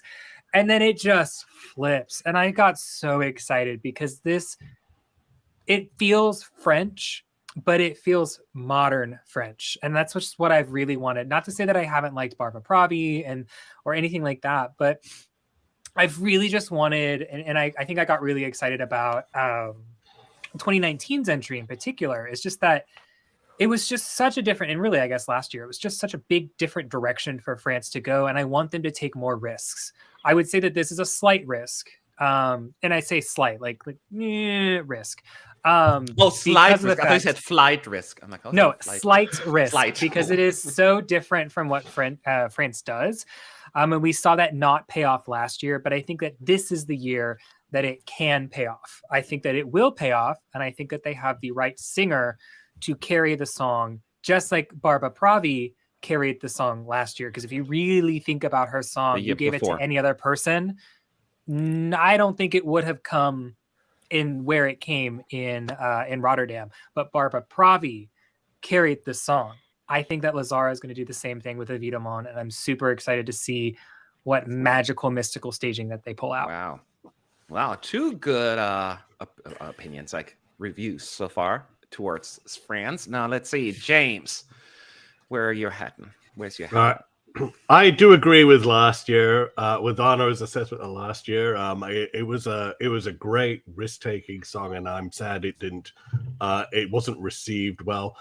Also a big fan of Angoon from 2012, hashtag Justice for Angoon, even though I'll be the only one tweeting that. But whatever. I will too. I'm happy too. But for this review, let me just start right off with the juvenile comment of the day. Well done to France for providing a very sophisticated fart joke. In the chorus where she's saying, all the promises I hear are passing like the wind. France doing juvenile jokes in a very classy way. Well done, Arno. You guys have a knack for doing that. No, I cannot unhear that. Yeah. But anyway, so as for the song, my initial fear with Connor, I agree with Connor. When the song started, I was like, "Oh God, here we go again, another Edith Piaf wannabe." But when the disco, that beat kicks in, I was like, "Oh yes, this is real good." This is a quality, solid entry from France, and I can only repeat the superlatives that have been mentioned already about Lazara herself. She just seems like a very captivating singer. One of the French also have a knack of producing those sort of female singers who can just put punch through your ribcage and grab your heart, and make you beg for more. And I will say I will never get tired of the first, just to begin the first 15 seconds of the song, the way it starts. To me, it's the most effective and beautiful opener of the year. To me, it grabs me every single time. I just love the French soul here. It is almost like a little retro, but it's also a little modern and current. It's a little bit chanson. It's a little bit of disco, but it's also very, very French. And it's just really well executed in my book. And my French is a little rusty, but I do understand quite a bit. Plus we have subtitles in this day and age. And until James commented on it, I thought those lyrics were beautiful and they touched me. And now I cannot hear anything but farts. So thanks for ruining that part for me, James. But lyrically, not musically. Not lyrically, I connected with that song. I like the song from the first listen, and then I remember doing a reaction video, and there's so much going on when you react to it on the video. And then I listened to it again. I'm like, oh my God, this is so beautiful. And I'm getting more and more addicted to it. And that's why I'm almost mad at my score, because I gave it fairly early on. And just like you had on other countries where just I wish I would have changed my score. I wish I would have done it here. But regardless, just France, you've done really, really well with this song. I think it's really beautiful. All right, let's go back and talk about the scores. Arno, what did you give your country? I'm actually surprised because when I gave you the score, that was a couple of weeks ago. And I haven't mentioned the revamp, which is slight changes, but makes it even more powerful, which I appreciate the revamp. And I gave it an 8 out of 10, but now I would give it a 9. Okay. 8 points from Arno. Connor. After seeing the live. Yeah. Yeah, I am of a similar camp. I also gave it an 8. Still haven't listened to the revamp, so I don't know if that would change my score in any way, shape, or form. But no, this is fantastic and great. And I will say the last time I remember us pulling talent out of Canada worked pretty well for Switzerland. So maybe it can work for France this year too. Was that wasn't the last time though? They had also some other Canadians that kind of. I don't know. They might have, but when Switzerland did it, they won. When Switzerland, yeah. So... Wasn't Last of Our Kind? Wasn't she from Canada as well? Anyways, I digress.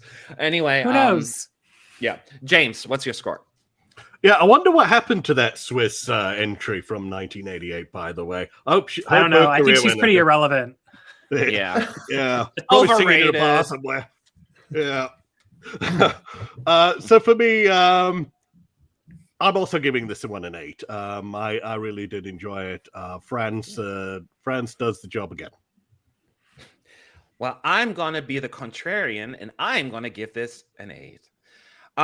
So we're all, I guess, having the same score here, and I would have given it at least half a point more, if not a whole point more, as Arno pointed out by now. But because it's just such a good song. But I still hope that France will do well, because they deserve a lot of credit here. So I will go ahead and share the team score. So if they're going to agree with us, we're going to have an 8.0 for France.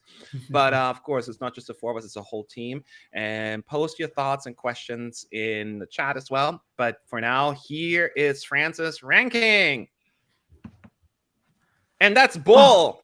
7.53 for France. I think the team is fired officially. I am quitting ES United. Thank you. So I was a little bit, I mean, it's still not a bad score. You know, 7, it's hard to break for the 8 points, but I did think that France deserved a little bit more, and now I'm regretting not giving it more. Arnaud, so you thought it would be a little higher as well? Yes. Well, yeah, well, You're bummed out. I gave it an 8 initially, but of course, yes. But I'm a bit surprised that it's below. It wasn't 743. I already forgot. Sorry, the score. But 7.53, I think. Yeah, 5.3. Okay, yeah. Well, I'm kind of surprised that it's close to 7.5. But it's a decent score. But when you have like Slovenia at almost 8.2 and Australia at 7.8, having France at 7.5 is, well, okay. Yeah, I know, but you know, we were overruled. So I'm saying not really my style. I would give France an 8. You're a ridiculous jury. I'm like, I agree with you actually, but keep in mind, you know, that's not just us; it's others as well. A little bit low to what I thought Aussie Rose was saying. I would agree with that, but the good news is it's not over yet, because you still have a say. In the description box, there is a link that you can vote for France. We need to get your votes as well, and then we have an overall result coming in shortly. But vote now, because the lines will close in just a little while. And now we got to move on. We got a few more countries to discuss. And now it's what number? Help me, Arno. Number 8. Thank you so much. And that is Greece. And Greece chose once again internally, sending a very young singer, Victor Vernikos, to the contest. He wasn't in alive when Greece won in 2005. Let that sink in. Despite his young age, though, his first single was released 3 years ago, and now this is another major milestone in his career. Oh, yeah. The song of the title is What They Say. And the question is, what will we say? Is Greece destined to greatness this year or not? Let's talk this through. And you know what? I don't go first a whole lot, so I'll go first on this one. And I will say it's a strong group of songs tonight. Again, it was randomly selected, right? Greece certainly doesn't get as much love as I would like, personally. It's a slower, bit mid-tempo-ish songs that often get a little bit lost in the shuffle. It's not an immediate attention grabber, the song. I'm fully aware of that, but it's a good song to me. I'm not going to lie. It feels almost a little British because of his accent, maybe, which is funny because I think he's Greek-Danish, if I'm not mistaken. It's a little awkward, though, when I tap along to the song, bob my head, and then remember the content of the lyrics, you know, like mental health. I'm like, it feels awkward. So, yeah, it's the biggest flaw is probably the song has a hard time existing in a competitive environment. I don't know if it's a competitive song. It's something I really enjoy in the studio version when it's on. Does the song necessarily demand for me to vote for it? And that is the biggest drawback, I think. I don't know. I'll have to see the flow of the show completely, but that worries me a little bit, even when it comes to my taste. But nevertheless, I like the song. Is this the strongest effort we have in the running? No, but it's far from the worst. It's not in any way or shape or form a skip. It's not an immediate repeat, but it's a solid song when it's on, and I enjoy it. So it's very solid to me. And that's just basically how I sum this one up. James, your thoughts? All right. So I agree actually with the cons that you mentioned on this one here. And one and in addition, I worry that with the pressure of the big lights and the content of his song, I do worry that if not carefully managed, we could have another Roxanne situation on our hands where we have a staging that goes horribly wrong. And then, given that he is such a young age, it does have a bad effect on him and his career thereon. So I hope that he's been carefully managed behind the scenes, and I hope that they do a better staging for him than that. And you're also correct in that this does have a very British sensibility to it. Somebody mentioned, what was it, George Ezra? I think a young lad from about 10 years ago. So they definitely know what they're doing by picking something that people might think British. In addition, for this one, some personal pet peeves of mine. I do think he is a talented singer. He is green, young still, and is yet to form sort of his own identity. The pronunciation, that sort of swallowed pronunciation, really grinds my gears, and he does a lot of that in this song. And yeah, I just don't connect with that style of vocalization at all. Yeah, it's a hit or miss for people. I hear that a lot, actually, so I see where you're coming from. Arnaud, your thoughts? Yeah, well, that pronunciation is a miss for me. It's Without a miss. many misses for me. Well, that's the kind of song where I listen to it, and every time I keep listening to it, I can barely listen to it entirely. Not because I find it awfully bad, but I don't know. It doesn't make me feel anything.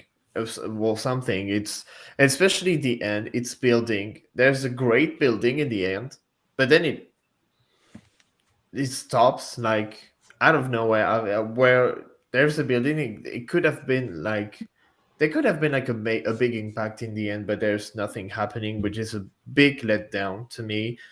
And I don't find the song not bad, but not special. And live, he could sing well live, but I don't know. There are so many things that I'm really uncertain about when it comes to his coming Eurovision performance.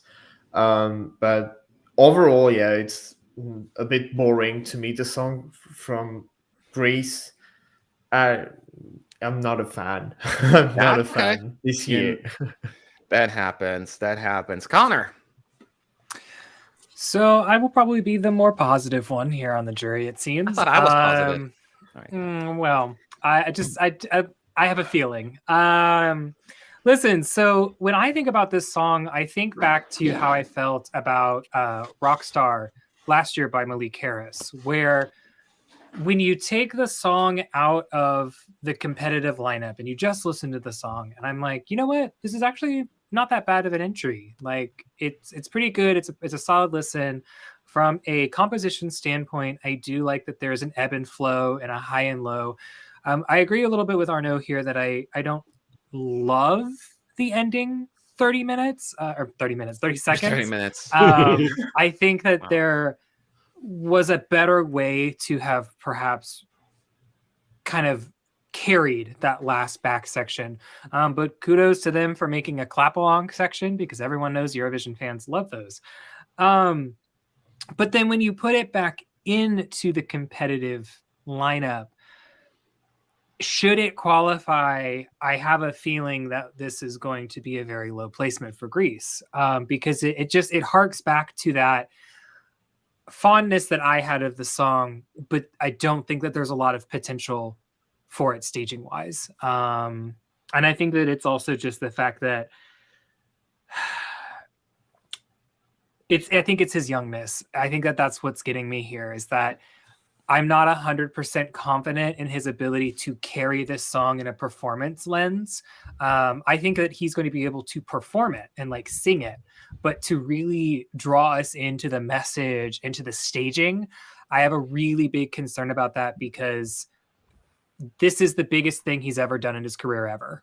And it's a big thing to jump in. So if he can do it, I think that there's going to be a little bit of more buzz around it, but I don't think that it's going to be as big as Greek entries have been in the past.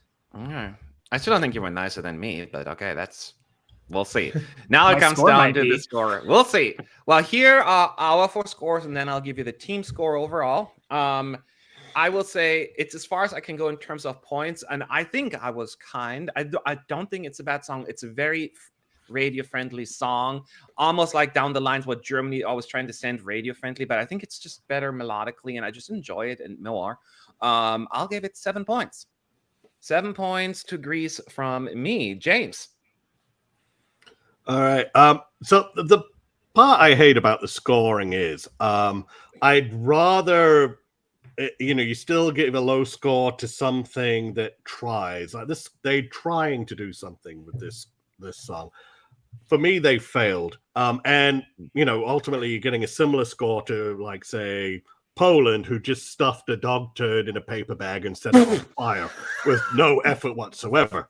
So in that sense, I feel bad about giving a 3 to a Greece, because at least they were trying for something. There was ambition there. Just for me, they failed. Did you say the score? 3. Yeah. So, you did say at the very end. Yeah, sorry. There's just a lot of talking. I'm kidding. Arno. Well, I really agree with you, James. It's scoring could seem harsh, but they tried something new. They tried something a bit more ambitious than some country do when they send only safe choices. But I really don't like the song. It's definitely not clicking with me, and I gave it a 2.5. Oh my God, this is only getting worse. Connor, help me. Well, I am surprised and happy because we have the same score of a 7. But I want to put a asterisk on this 7. It is in the lower bunchel of the 7s. And when I say that, I mean it's right on the fence of my wild card question marks. Yeah, do I think, again, if you take it out of Eurovision, you just listen to it separate, do I like it a lot more? 100%. Putting it in with 37 songs, or a total of 37 songs, I have concerns, but we will see how it all plays out. Okay, well, we'll find out how it's going to play out, at least in terms of our score, because the 4 of us and the rest of Team United has the score for you. And as always, everyone in the chat, any questions about the score or the song, comments, make sure to post them. But this is where Greece ends up in our ranking. Greece receives 5.28. So it's, I guess you can almost say, in the between what Con and I gave it and the 2 of you. James, what do you think? Yeah, I knew I was going to be on the low end for this one. One thing I will say, I am glad that there is a substantial margin between Poland and Greece's score here, 3.75 versus 5.28. So there are people, I think, again, the scoring thing's kind of unfair, because it's like, do we give points for ambition versus execution and all that? But yeah, I am glad there's at least some people who recognize what we're trying to do, and yeah, I would feel bad if it had gotten the same point as Poland, because even though I give a similar score, it's like it's not a cynical entry like Poland's one. So yeah. Mm-hmm. All right. And yeah, I see a lot of people talking about Finland here right now. Like, that's the wrong country. I remember when my country, Greece, was the first country in Eurovision using green screen. Greece is unpredictable. So that is true. I don't know, but as some of you guys pointed out earlier, I don't know what you can do with the staging. So we have to wait and see on that one. But Greece, 5.28. Sebastian thinks it should have been at least 7 points, but that's the highest we've gotten from our panel, actually, 7 points. So overall, it wasn't meant to be. But once again, you can change that. Vote in the poll below, because your score will be included in our final tally as well. Very important, right below. And I will share that once we have the votes in. But for now, let's talk about country number 9 of the evening. Thank you, Arno. I always need you for that. And I need to bring up, what is it? Oh, yeah, it is Switzerland. And the country that gave us Celine Dion, the most recent victory, by the way, that is kind of crazy. Switzerland has had 3 successful participation, meaning they made it 3 times in a row to the grand final out of the semis, and they hope to continue that streak. So they are sending Remo Ferrer and to the contest with the song Water Gun, a title that makes you think, oh, fun song, but it's basically the opposite. Song described as a power ballad about powerlessness in the face of conflicts in this world. And now, is it quality or schmality? And we are here to discuss this one. Connor, what are your thoughts? Yeah, so on a similar note to what we just covered, or I just covered in Greece, I feel similarly about Switzerland. If you take this song out of Eurovision, I feel kind of good about it. I'm not like gonna go home and like, scream to the mountains about it, but it's relatively fine. I would be remiss if I didn't take the opportunity to just mention that to me, it sounds like a slightly tone deaf message to send in this year.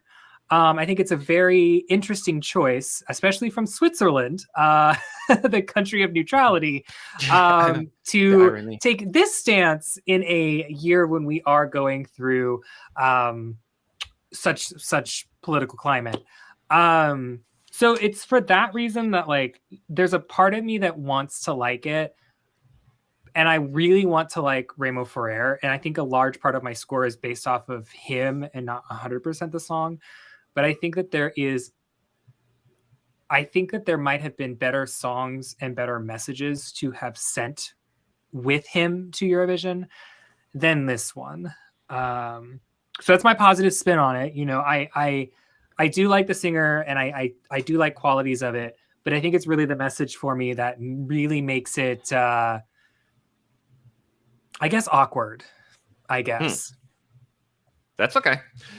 That's just how it goes sometimes. Arnaud, what are your thoughts? I agree with Connor on the message of the song, which is, it feels like it was their excuse to go to Eurovision with that kind of genre of music. They really wanted to deliver this message, but it feels awkward at this time for Eurovision this year, even though it's of course a great message, but everyone basically sings it in a way or has already done that, so it feels awkward to do it this late. And talking about late timing, I think the ending is great, is powerful, feels a bit special and more different, but it takes a long time to go there. Literally the first 2/3 of the song are, I don't know, are predictable to me. You know what's gonna happen until there's the bridge in the end where you're like, oh, that's great, but the song is almost over and we are starting to enjoy it a bit too late to me. Okay. Too little, too late, basically, is Arnaud's message here. James, your thoughts? Ali H in the comments said it perfectly. And yeah, again, this is kind of just repeating what Connor and Arnaud said. Yeah, the Swiss broadcaster really didn't read the room here. There are times and places for these sort of songs. 1982, Nicole, perfect time, perfect song. The one it won then. This entreaty to peace kind of comes off as insulting to, Ukraine and their allies. Like some from their position, they're seeing somebody from the vaulted rich throne of Switzerland lecturing them on pacifism. And I myself come from a pacifist religious tradition, so I can sentimentalize with it to some degree, but yeah, I'm not going to be lecturing Ukrainians on if only you and Vaslav across the border there in Russia, if only you just put down your guns, we'd be all happy place. Or if only the leaders had not done this. So yeah, my big beef with this is definitely the tone deaf messaging, and then again that weird modern swallowed pronunciation. Remo pronouncing front is front and tank is tank. it really grinds my gears when singers pronounce stuff like that. So Okay. And yeah, and as Arno alluded to, this song just drags on. It feels longer than it's 3 minutes. All right. Well, it's the luck of the draw, by the way the songs were put in this group, but it was just a very strong group to me. So, by the way, in 2023, it's just not the year of ballads to me, and I love ballads, but there's just not much out there for me to get excited over the ballads this year. But I don't get why we keep picking on Switzerland this year. This is, to me, actually a very, very well written song. It's a nice vocalist and a very pretty melody. I hear what you're saying about what you perceive as being a tone deaf delivery here. I listened to the song in a silo, to me, just as its own merit, not as, what's happening in the world, because I just thought that the chorus is very strong, and I'm very much into the orchestration, and it reminds me a little bit of I've listened to a version like years ago of Titanium, like a ballad version, and it's melodically very similar. And I just really click with it. It's one of my favorite songs, Titanium. So maybe that's why I'm gravitating towards it. It has a nice build, and I know Watergun is a tough semi. It's going to be a rough ride for them, but I'm still at the point where I'm not counting them out. People will. This has a much broader televote appeal than their last effort, Boys Do Cry, I think. It's just a tough semi. If we had juries, this would fly through. I wouldn't even contemplate this one. I really like it. If it were up to me, Switzerland would make it to the finals. But this is not a prediction. This is my own personal taste. So I hear what you're all saying. I just did not perceive it the same way. I feel as I didn't feel that way. That wasn't my perception. But that's a beauty about music. That's how people perceive it. And that's exactly what music does. It's an emotional connection. So let's get into the scores here and see where we end up. I'm not feeling too good about this, but we shall see. Connor, what's your score? Yeah, so despite having that critique, again, I want to compliment the songwriters for they did write a very well orchestrated track. It has movement, it has momentum, it has story behind it. I think for me, what really perhaps subtracts a point here or there is really just the general message. And I know that you could receive this message at any point in time, but perhaps this was just not the year to tell that message. And then also, I'm really confused on what's happening staging wise with Sasha Jean-Baptiste and dancers, but we'll see how this all plays out. I gave it a solid 7. That. Yes, by the way, that's happening. A solid 7, no. But very much like my comments with Greece, this does exist in that little caveat at the very bottom of the 7s, bordering my wild card selections. All right. Arno. I gave it a quite good 5.5. I was like 5.5. 5.5. 5.5. It's 10 p.m. here. But yeah, basically what Connor said, it's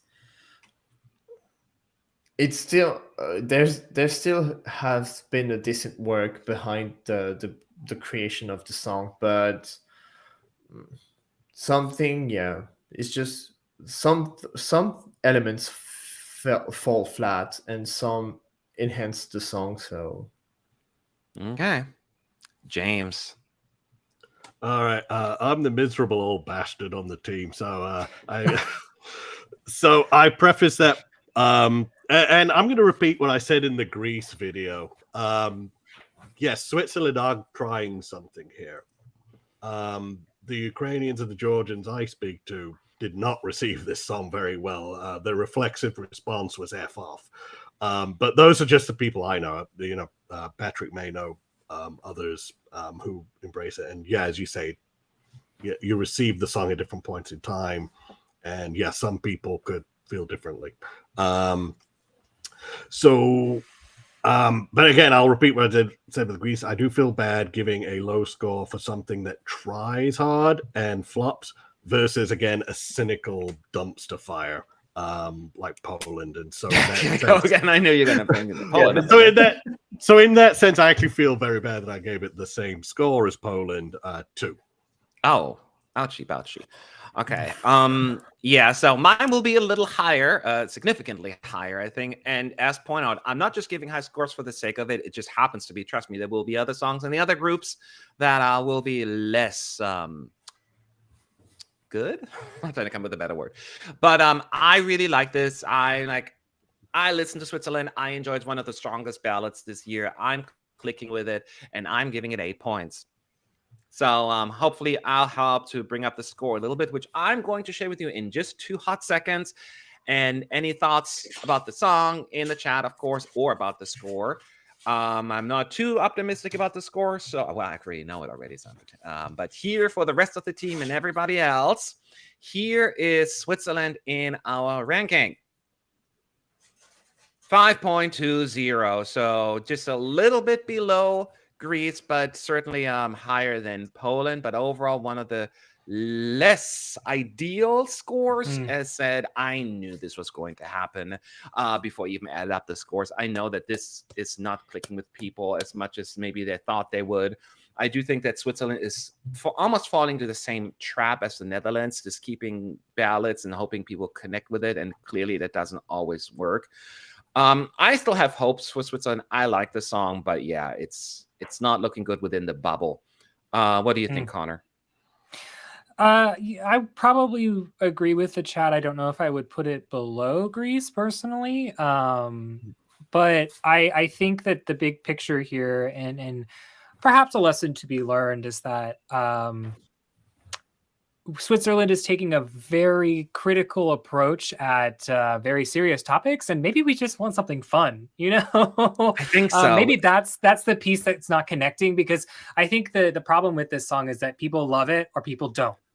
And so you have this aggregate, which is probably happening in here, where you end up in the middle across a bunch of people. And in a televote year, that's really scary, because you can't, if you're 0 on a bunch of ranks and 12, you might still not qualify. You come 11th and you're out. So that is true, but at the same time, you'd rather want to be polarizing than just in the middle.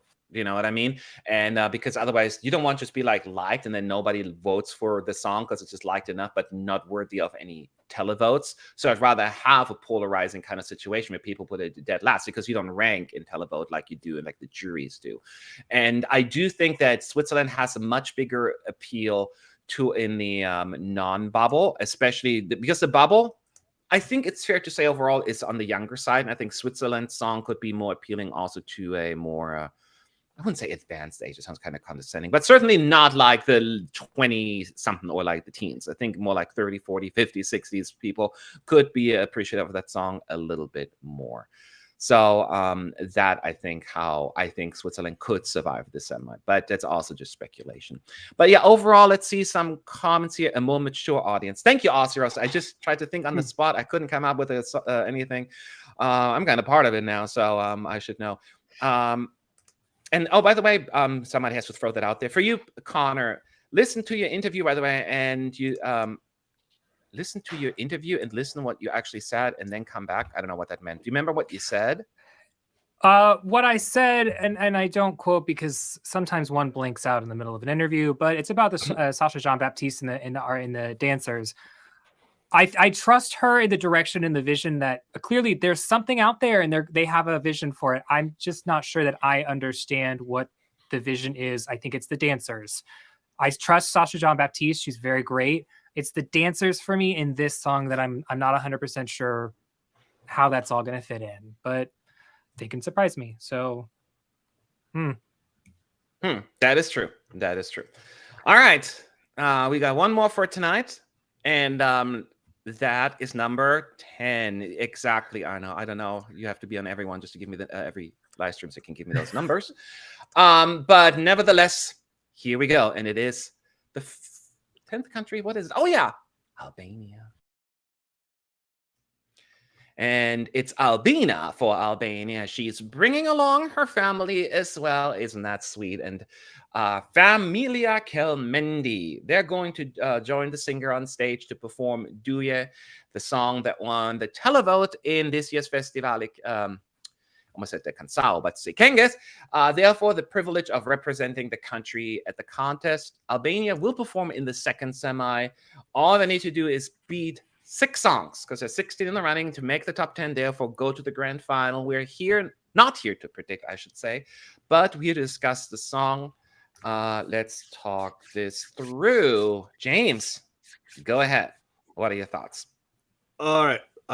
So for better or for worse, Albania sort of hews to a formula, with like the exception of the excellent Eugene Bushpepper and Mall from was it 2015? Albania kind of tends to stick to a formula, and you can kind of almost play an Albania at Eurovision bingo with a lot of their elements. So for this one, we got the eagle screech. We have use of a traditional guitar-like equipment with a balalaika. We have the woodwinds, and then we've got the almost Kodo drum ensemble type percussion, as if it's like a declaration of war. And then we've also got traditional messages, sort of like the family, be close and respectful of your family, for one day, they might be gone, and, treasure them in the moment. So there's a lot of standard elements going into this particular Albanian entry. And personally, I do like it. Does it blow me away? No. But it is uniquely Albanian.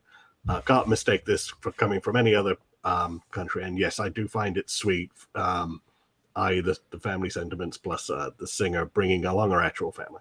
Yeah, that's exactly what it is. I just love the idea of this whole, family sing together, and you don't know they could be gone the next day, and it just warms my heart, makes me miss my family, and that is always powerful. I'm sad now. Thanks a lot, Albania. But the biggest plus for me is that exactly about the song. But the song, as much as I want to really like it, it's a bit draggy. And I appreciate the traditional sounds. It's very, you talked about the Albania bingo card. It kind of falls in there. And sometimes they execute it well. I tend to gravitate towards that kind of music, but I'm just not gravitating towards this song. I can't access it emotionally as much as I want to. I just know the theme, and that touches me. But melodically, it's just not happening for me. And that doesn't make it a bad song. That just makes it a song that Matt is not gravitating towards as much. So if I had to describe it just briefly, I would say I'm a tad underwhelmed, because I think this could have been really impactful and emotional and like, whoa, but it is just almost too heavy melodically for me and too old-fashioned. You can still do traditional and make it somewhat accessible. Albania's done quite a few times at the contest. On this one, the spark's not there. At least it doesn't light a spark within me, unfortunately. So it's still, but again, I will give it credit where it's due in my score. Don't worry. Connor. Yeah, so for me, and I think back to my first reaction to this when it was in Festivalia Kangas, and I was like, wow, this is amazing. This is awesome.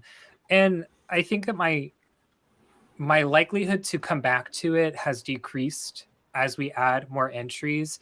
I'm really happy that Albania has not taken a screechy, yelly perspective of a very loud and in your face. I think of like Georgia's song this year. That's just very loud and in your face. And that's very traditional for them in the past couple of years.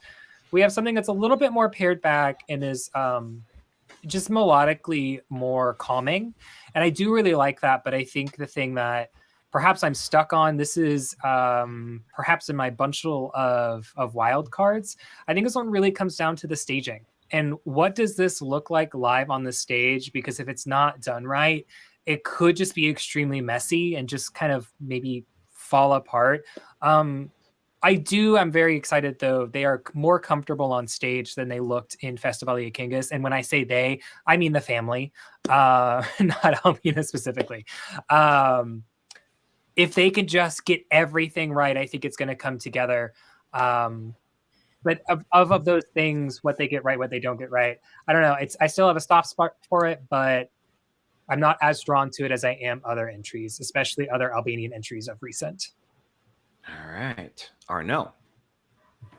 Yes, you said it, you're right, Connor. To me, staging wise, they will have a lot of challenges because there are many people on the stage actually, and not dancers, just the actual singer. There are a lot of people, and it has to come together in order to make the song impactful live. Because I do agree with Matt. And actually, to me, I think in the beginning there's the spark with the the very big and dramatic opening with the high note of Albina. But once you get past that, it's kind of draggy. There's a lot going on, and it still has the bingo Albania Eurovision. But I enjoy it. The revamp is cleaner also to me, but yeah, there's so many aspects. It has to really come together on in Liverpool in order to go big and to go in the final. I hope it goes to the final, but we'll see. All right. Let's talk about the scores, because we can talk until the cows come home. All that matters is where we put it in the end. James, what's your score? All right, so my score for this one is 6.5. Yeah, it didn't blow me away, but there's a lot of strong elements to it. Yeah, I guess my worry for them is they're kind of ending up. Too many people might put it in the middle, and not too many people might give it 12s. So even though it might have a high average score with us and the population in general, there might not be enough 12s out there to send it to the final. But that being said, I do appreciate Albania at Eurovision. They always bring something different. Then it's not going to be a cynical cheap dance number. There's always going to be a lot of thought put into it. So 6.5. 6.5, yeah. And I point out the plus, the pros of the song. In the end, though, it is still just a tad below average to me, the song. So therefore, my score will reflect that 4.5 for me. 4.5 for me to Albania. Connor. Yeah, I end up in the middle, kind of more towards Matt's side. But I did give it a 5. Like I said, it's in the bunch of wild cards that yes, I'll go back through and I'll listen when I'm listening through the Eurovision songs, but there's nothing right now that's really pushing me in the direction of, oh my gosh, I have to replay. I want to listen to Albania specifically. But I do always love to James's point that Albania is and will always be Albania-ing. They are going to stay true and authentic to them and not to go crazy wild into perhaps the dance pop realm. Well, they did once in the late 2000s. Still a good song, but or early, I don't know. I can't keep it straight. But I just love it. Again, that authenticity, it really just comes down to this live performance, and that's going to make or break it for me. Okay. And Arnaud, what's your score? The last note of the evening. What is it? Last individual one. Individual, yes. What is it? Well, I'm closer to James because I'm actually a very nice person this time. I gave it a 7. But if I had to score it now, I would give it a lower score, probably a 6, because the more I listen to the song, the more I find it draggy and less special and less impactful than when I first listened to it. But still 7 because it's enjoyable and listenable. Okay, there you have it. The question is, where does Team United put it overall? Once again, not just the 4 of us, but everyone that was interested and willing to vote. We got plenty of votes in. And make sure to post your questions if you have any about Albania. But the 10th and final score of the evening for Albania is 5.40. So, Connor, your thoughts? I mean, yeah, I think that some of our commentary around perhaps like Greece and Switzerland here applies to Albania as well, that there are probably enough people that are either putting it just completely dead center or there are a lot of people who are putting it super high and a lot of people who are putting it super low. We don't necessarily know those specific details, but it is certainly polarizing. And I think that staging will help it and maybe enhance its overall score in Liverpool. But I'm not shocked to find it so low because the buzz after Festivali Kingas has just been slowly decreasing for Albania across the overall fandom. And I think that's just what happens when you're, I think, the second song to officially come out with no PR. They've really done nothing besides release a music video. And it's just unfortunate. I would love to see more. They are doing a pre-party, so I'll give them that. But Which I one? think Tonight? I believe they're doing the one tonight, and I think they did Madrid as well, perhaps. They did another one. Israel, but yeah, right? Madrid, yeah.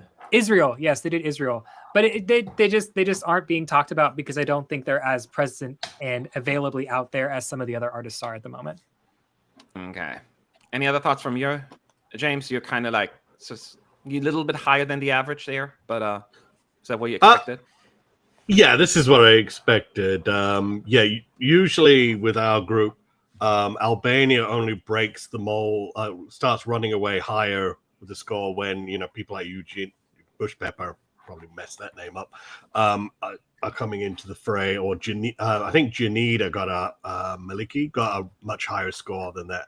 But usually when Albania stays traditional, our group that tends to more towards the indie side, they tend to poo-poo it a bit. So I kind of expected a middling score overall.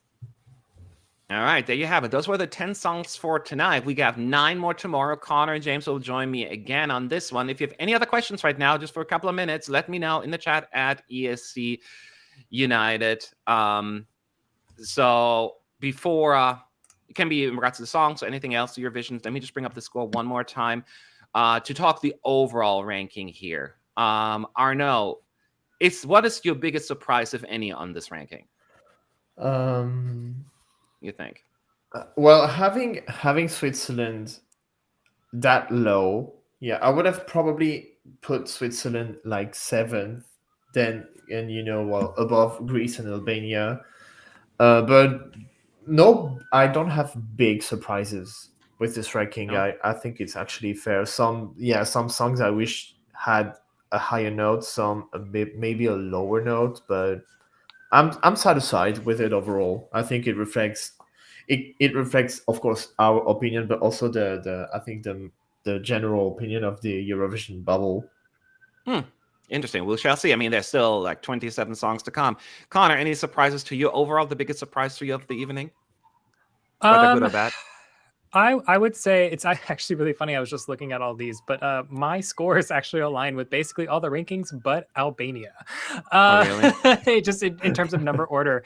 So I think that would probably be the one that stands out to me the most. Just that one being higher than Greece or Switzerland. But again, that's personal taste. I think that really when you look at that chunk of the 5 points, 7, 8, and 9, Albania, Greece, and Switzerland, those are the songs of this bulk of 10 that are more polarizing. And so I understand how they end up in the middle, whereas the massive fans of Sweden, Slovenia, Austria, nope, not Austria, Australia, France, and Spain. Such an American.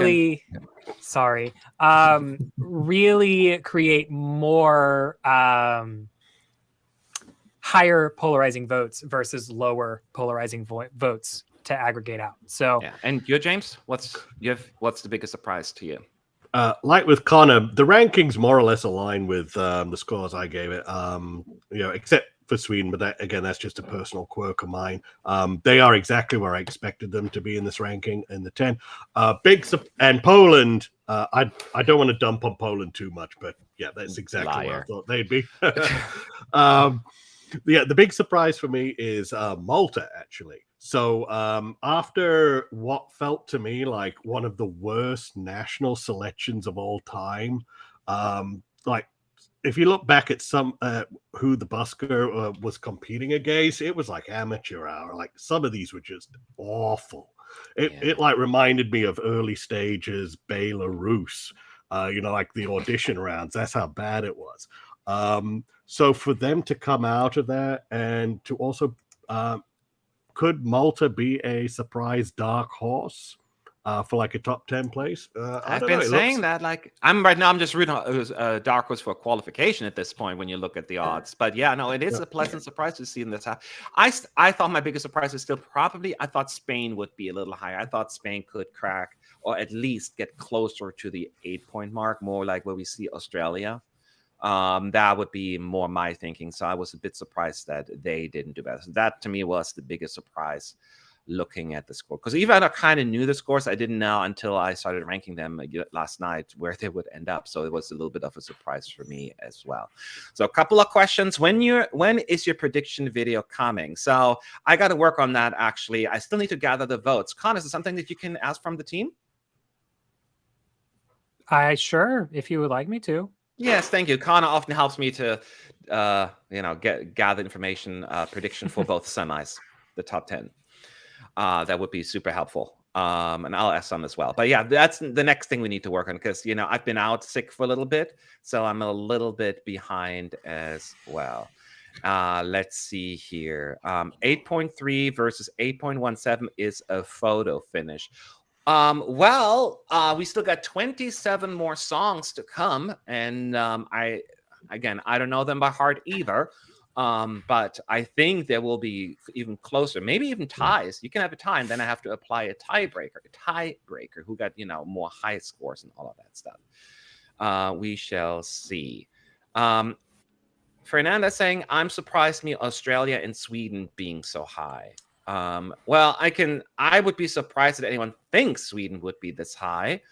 It's the fan favorite. It's everyone's favorite. But I'm going to ask you, Arno, because you are not the rock fan. I'm trying to remember, were you surprised about Australia's ranking 7.88? Or do you know, it's mostly just me, my personal taste, or you expected this one to do really well? Well, I know that in the team there are a lot of people that love rock music. So I don't know if it contributes to the high note, but it's still a decent and very high quality song. Even if I'm not a fan, I still haven't gave it a bad score. I gave it 4.5, but I'm still a little bit surprised that that is really close to 8, but it's having like 7.5 average is not surprising to me. Okay, then a question here real quick. Which of these, let's just refer to the 10 we talked about tonight, could grow more and which could decrease the most with staging? Just thinking about the 10 we discussed tonight. James, which one do you think either way could really benefit or flop from the staging? So I remember at Melody Festival in Lorene's dancing under the photocopier or whatever that staging concept was.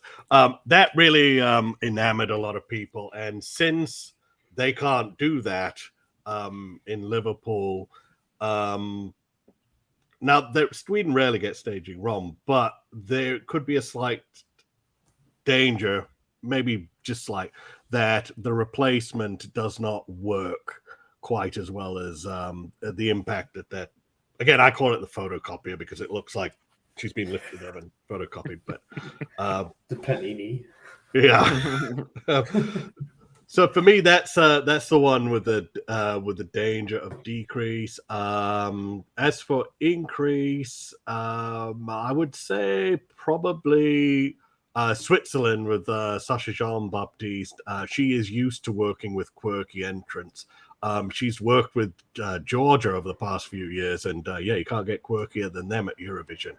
And some of the concepts have worked, some of them have not. So I think if she nails it just right, I think Switzerland could creep up a bit in the odds. Yeah. The only thing that I could see happening for France if they do like Angoon 2012 kind of staging disaster to me, that could really hurt them, which I do not anticipate. That would be I think France is in a very different place, Eurovision terms, than they were a decade ago. So they are much more sophisticated and aware of what works and what doesn't work. So I'm not really worried about it, but that is like the worst case scenario thing that could happen to France, but I do not anticipate that. Any other thoughts on your end, Connor? I mean, I don't know. So I it's a tricky situation because the two that I think I'm the most worried about of this 10 staging wise. One of them is a Sasha Jean-Baptiste. And I think it's because people are going to like try and read me in the comments. What I said in the interview is I trust her visually, but what she does visually isn't always the right package for a song. Not 100%. She hits it 95% of the time.